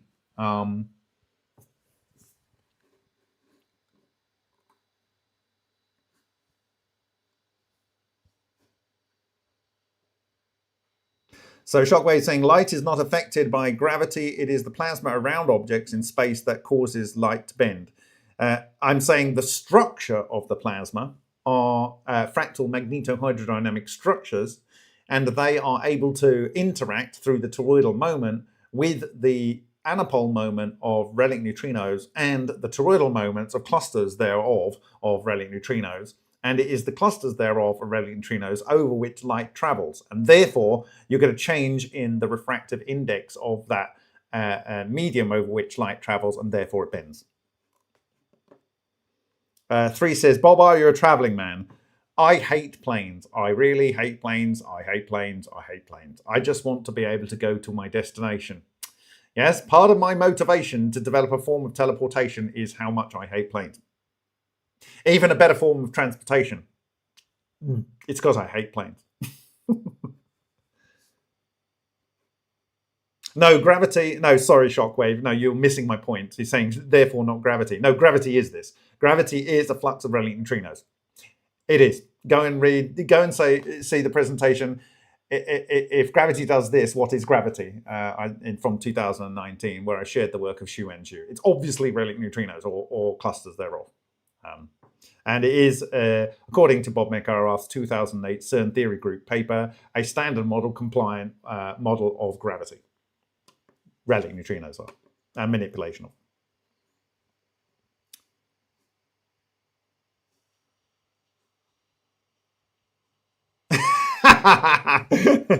Yeah, Joe Fletcher says to call it bomb portation. No. I think it's already been done. I think what you do, what happens is, as you get closer to revealing these things as factual things that can be done, so certain people will start to pattern them. I've already had this experience, and so I don't expect that it'll ever be assigned to me, because they're just waiting until they can't hold it as a secret any longer. and I'm saying that time is pretty much now, so come on.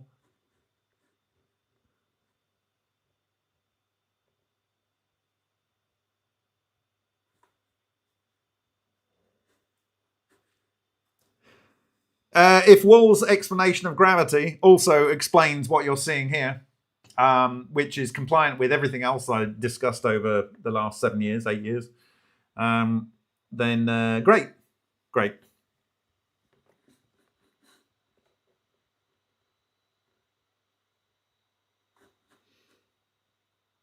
Well, there's variable gravity on the Earth because you're at different heights.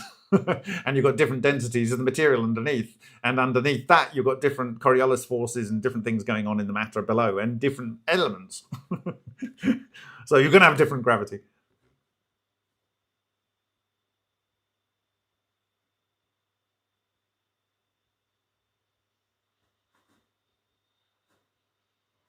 Okay, I'm going to go right up and see if there's any other questions.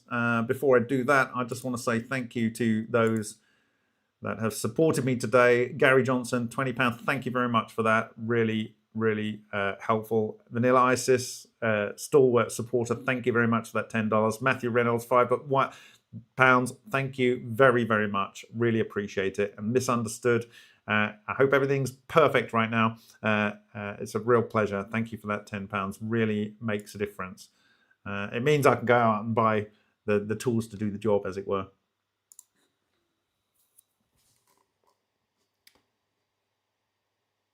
Yeah, so without planets, without magnetic fields, I explained that because that was one problem I had with the overall theory. It's because the actual matter itself has a toroidal moment. So electrons have a toroidal moment, neutrons and protons, and actual matter in elements and actual molecules have toroidal moments. I mentioned the toroidal moment of barium titanate. I think it's there's a toroidal moment in perovskite. These kind of things. So they will then pull in relic neutrinos and relic neutrino clusters, and they will extract a certain amount of energy, and then they will emit a denuded amount into the environment. And so there's always an interaction between the two. So it doesn't need a magnetic field.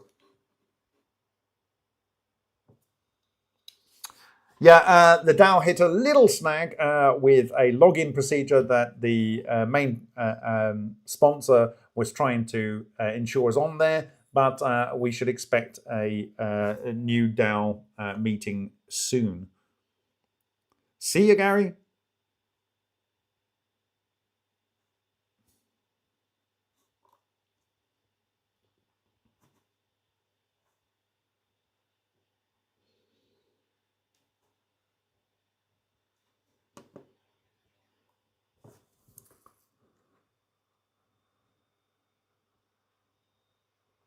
Joe Felici says resonant frequencies might be a good way to for teleportation navigation.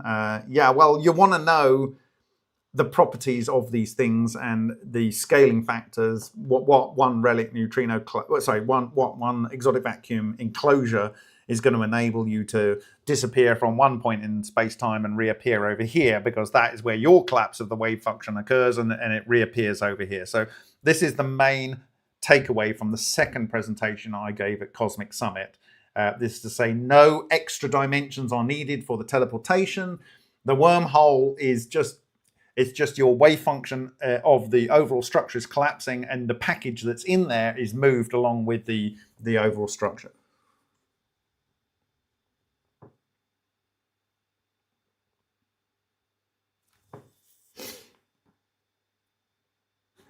So Zork saying gravity is the pressure of an accelerated velocity of flow of a region of relic neutrinos. I'm just saying that spinning that disk enables to create the torsion that is necessary to start to interact with the gel-like medium of the ether and push it or pull it in a direction. Yes, so I want to. There was a question asked which I want to talk about here, and it was asked on the YouTube presentation or on the MFMP's YouTube. So I'm just going to pull that up, and I'm going to show the answer because it's very important that I show that, because it answers this question that you're asking right now. So so I have to thank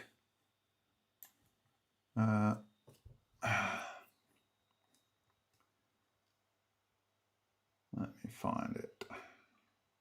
So it's Laszlo Pap's question here. So thank you to Laszlo from Germany. Very good Hungarian here. Laszlo Pap. Okay. Got a lot of those Hungarians. They are really rather on the ball. We wouldn't have a nuclear industry if it wasn't for Hungarians. Let's put it that way. Okay. So he says, really interesting results with the effects of rotating disks on gravity in the context of the push model of gravity, with ether flowing in to replenish the energy to keep particles spinning. I could imagine why light bend in the proximity of massive objects as a result of an attraction to it due to an inflow of ether. But why the accelerating rotation of these objects might even reverse the effect and repel light, maybe an opposite gradient of the ether outflow, is still not 100% intuitive for me. It would be interesting to follow up on these experiments and to try to explain and conceptualize them. It seems that the direction of the rotation, or the time derivative thereof, has a distinct effect on the direction of flow, inflow versus outflow of the ether around an object. So my reply was thus. I said I didn't go into it. I did intend to explain this actually during the presentation, but I didn't. So here's my rough explanation here. I didn't go into it much, but I did mention my intuition on it. I believe it has something to do with the handedness of the electrons in our universe. For charged weak interactions, only left chiral electrons take part. Likewise, they pair with left chiral electron neutrinos. I believe this is why we see the effect dependent on the rotation of the disk, and it supports my belief that it is relic neutrinos and clusters thereof that are the key actors with moving electrons and clusters thereof. The light is only able to move across the gel of these elementary LC dipoles. Those energy solitons are the things that are moved and are cohered, adjusting the gradient. Okay, so just to clarify, the handedness of electrons that take part in weak interactions is left, and it's only left chiral neutrinos that are able to interact as well. And I think this is why you get a specific effect when it's rotating one way respect to another. It also completely supports the effect that it's neutrinos.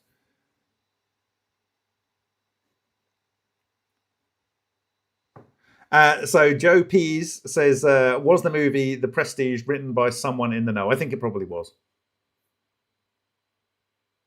I think, like, I have a sample from John Hutchison. He said it was material that was teleported near to another place in his lab from the active zone. And it's a whole agglomeration of things that really shouldn't be there together. You know, there's crystals of stuff, and there's metal things, and then there's plastic, and there's fibers, and it's all in this kind of like little meteorite. I call it the meteorite sample. If that's the case, then it would be something like this, that it was all aggregated at this particular place. The trick is to be able to get this so that you know where it's going and you can define where it's going.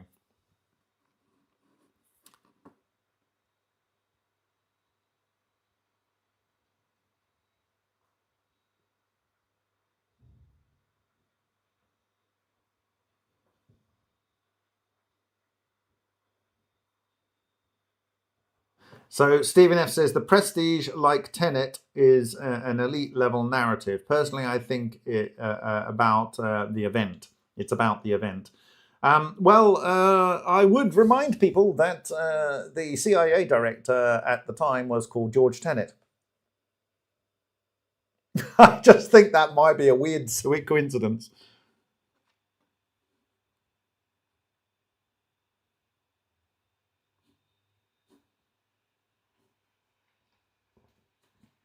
Yeah, shockwave magnetic fields are only generated by current. Very good. But it's only with fractal toroidal geometry do you get the toroidal moment, and that is also derivative of current from electrons. That's true. But you can have magnetohydrodynamic effects in a quark gluon plasma. And a quark gluon plasma is not electrons. It's not. It's not. It's just not. So you can have magnetohydrodynamic effects in things that do not include electrons. But you get to that by using electrons. As Ken Scholder said, the EVO, the exotic vacuum object, is the universal clutch. And the EVO was born out of Winston Bostick's work, which was born out of the nuclear program for making bombs. Okay, and they used disruptive discharges of about 10,000 amps to produce those structures, and they lead to a material that is below electrons. Electrons are composed of the same thing, and if you want to understand a little bit more about that, it is also a fractal toroidal structure, In my view, it looks like it is. It explains things, and you can go and look at the work of Pavela Smira to understand that.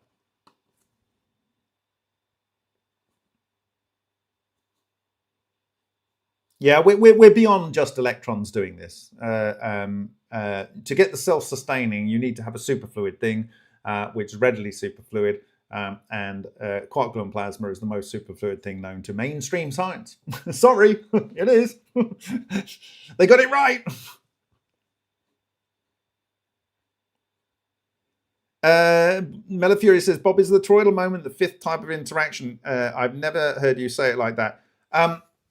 The toroidal moment can interact with things that all of your normal electromagnetics cannot. It cannot, never, cannot on its own. But they are derivative of that. So by building a particular wheel within wheel within wheel structure, you can get to the point of interacting with things that cannot normally be interacted with using just electromagnetic waves. And that is these clusters of relative neutrinos and relative neutrinos themselves. Okay. You can go and look up toroidal moments. Read everything that Vladimirovich Dubovik has written. Okay. Discovered them in 1965, published them in his thesis paper from the nuclear research city of Dubna in Soviet Union in 1967, was not verified in the West until 1997, after Hal Puthoff published his 1993 patent, which is exactly showing a toroidal moment structure to interact using vector and scalar potentials for communication device. Go figure, like just after he had visited the Soviet Union in 1992, he comes up with a patent that shows this. And then in 1997, it was verified in the West. And it's the basis of next generation communication technologies and storage. And I believe it is the flux capacitor. It is the flux capacitor. It literally is able to store magnetic charge. It's a magnetic flux capacitor, not an electrical capacitor, a magnetic flux capacitor.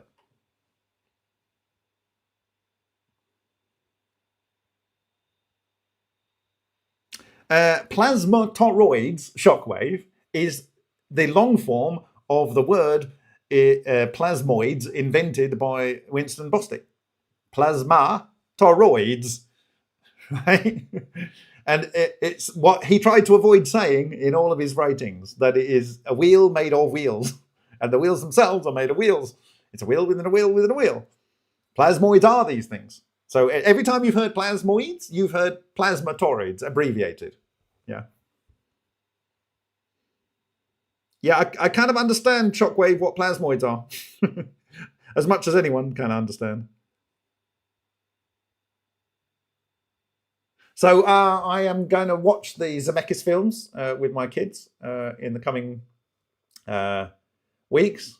All the Back to the Future. I rather like that I'm able to enjoy these films which I've never seen before. I watched E.T. for the first time with my kids, having never seen it, because I didn't go to the cinema as a kid. I just didn't.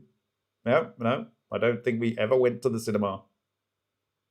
So, and if I missed it at Christmas because we were eating it there on the table, then I never saw it then either. So it's very nice to see these things with my children.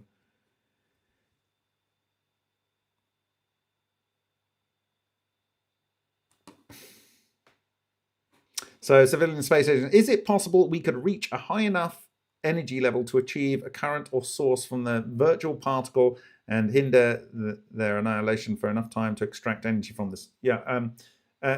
Civilian Space Agency, I seriously recommend you go and listen to my short ICCF 26 poster presentation and look at the poster. Yes, Shockwood, they are held together by their own generating magnetic field. Yes. Plus, Shoulders called it a multiple toroidal structure. In the 1980 paper of Nardi and Bostick, they say, here's a D4D structure. Look at the spokes that are inside the target material. Doesn't mention that the spokes are also a orthogonally arranged toroid, yet the initial experiment was a discharge from a deuterated titanium and another one, vortex, anti-vortex, coming together over a magnetic field, producing a tor of tors, a plasma toroid, plasmoid.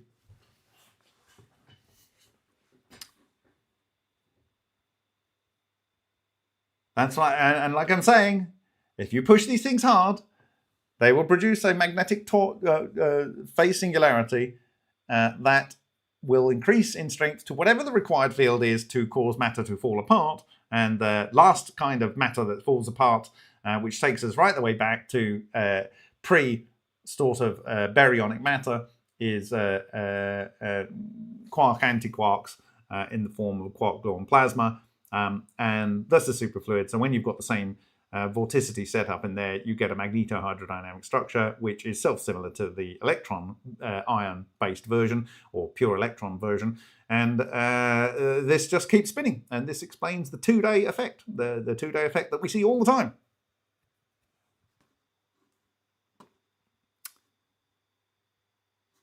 Okay, all right.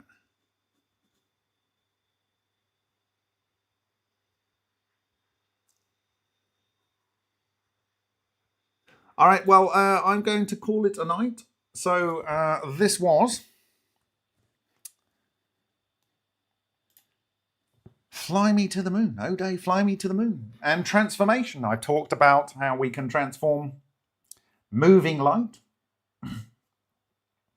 How we can move using a vectored propulsion technology. And how this ultimately would lead to teleportation and cloaking. And I believe that all of this was discovered around the time of this particular song. My view on this had to be true for the coherent energy transformations that were undergoing in the ultra experiments.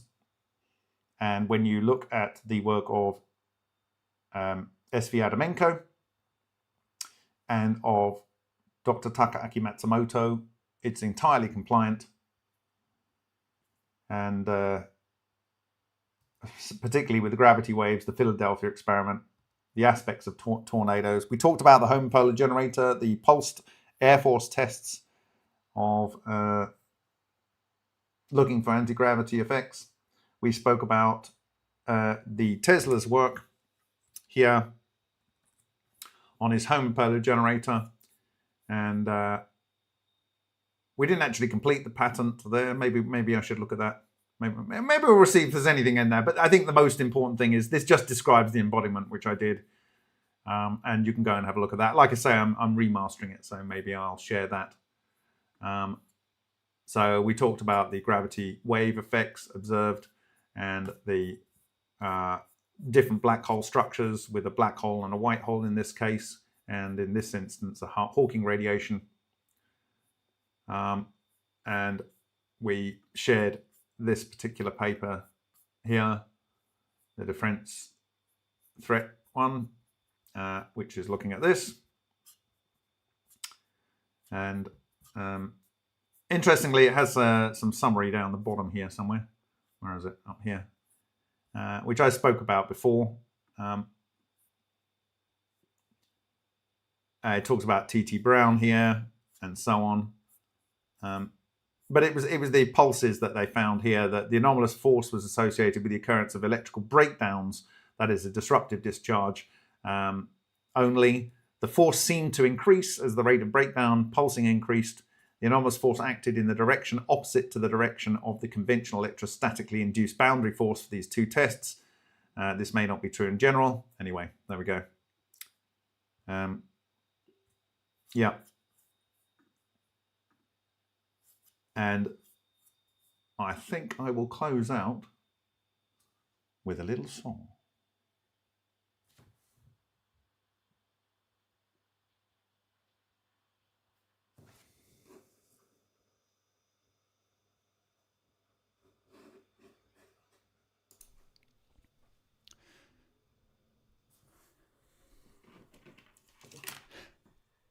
Fly me to the moon, let me play among the stars, and let me see what spring is like on Jupiter and Mars.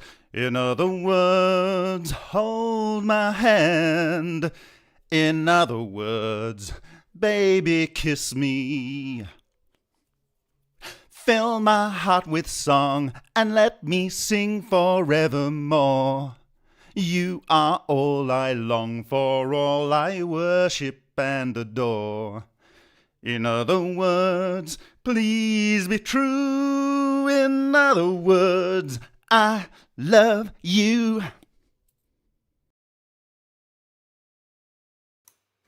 Wouldn't it be great to go to the stars? We can make that happen. Let's do it in our lifetimes. Let's do it for the people, by the people. Buenas noches, dobranoc. Good night.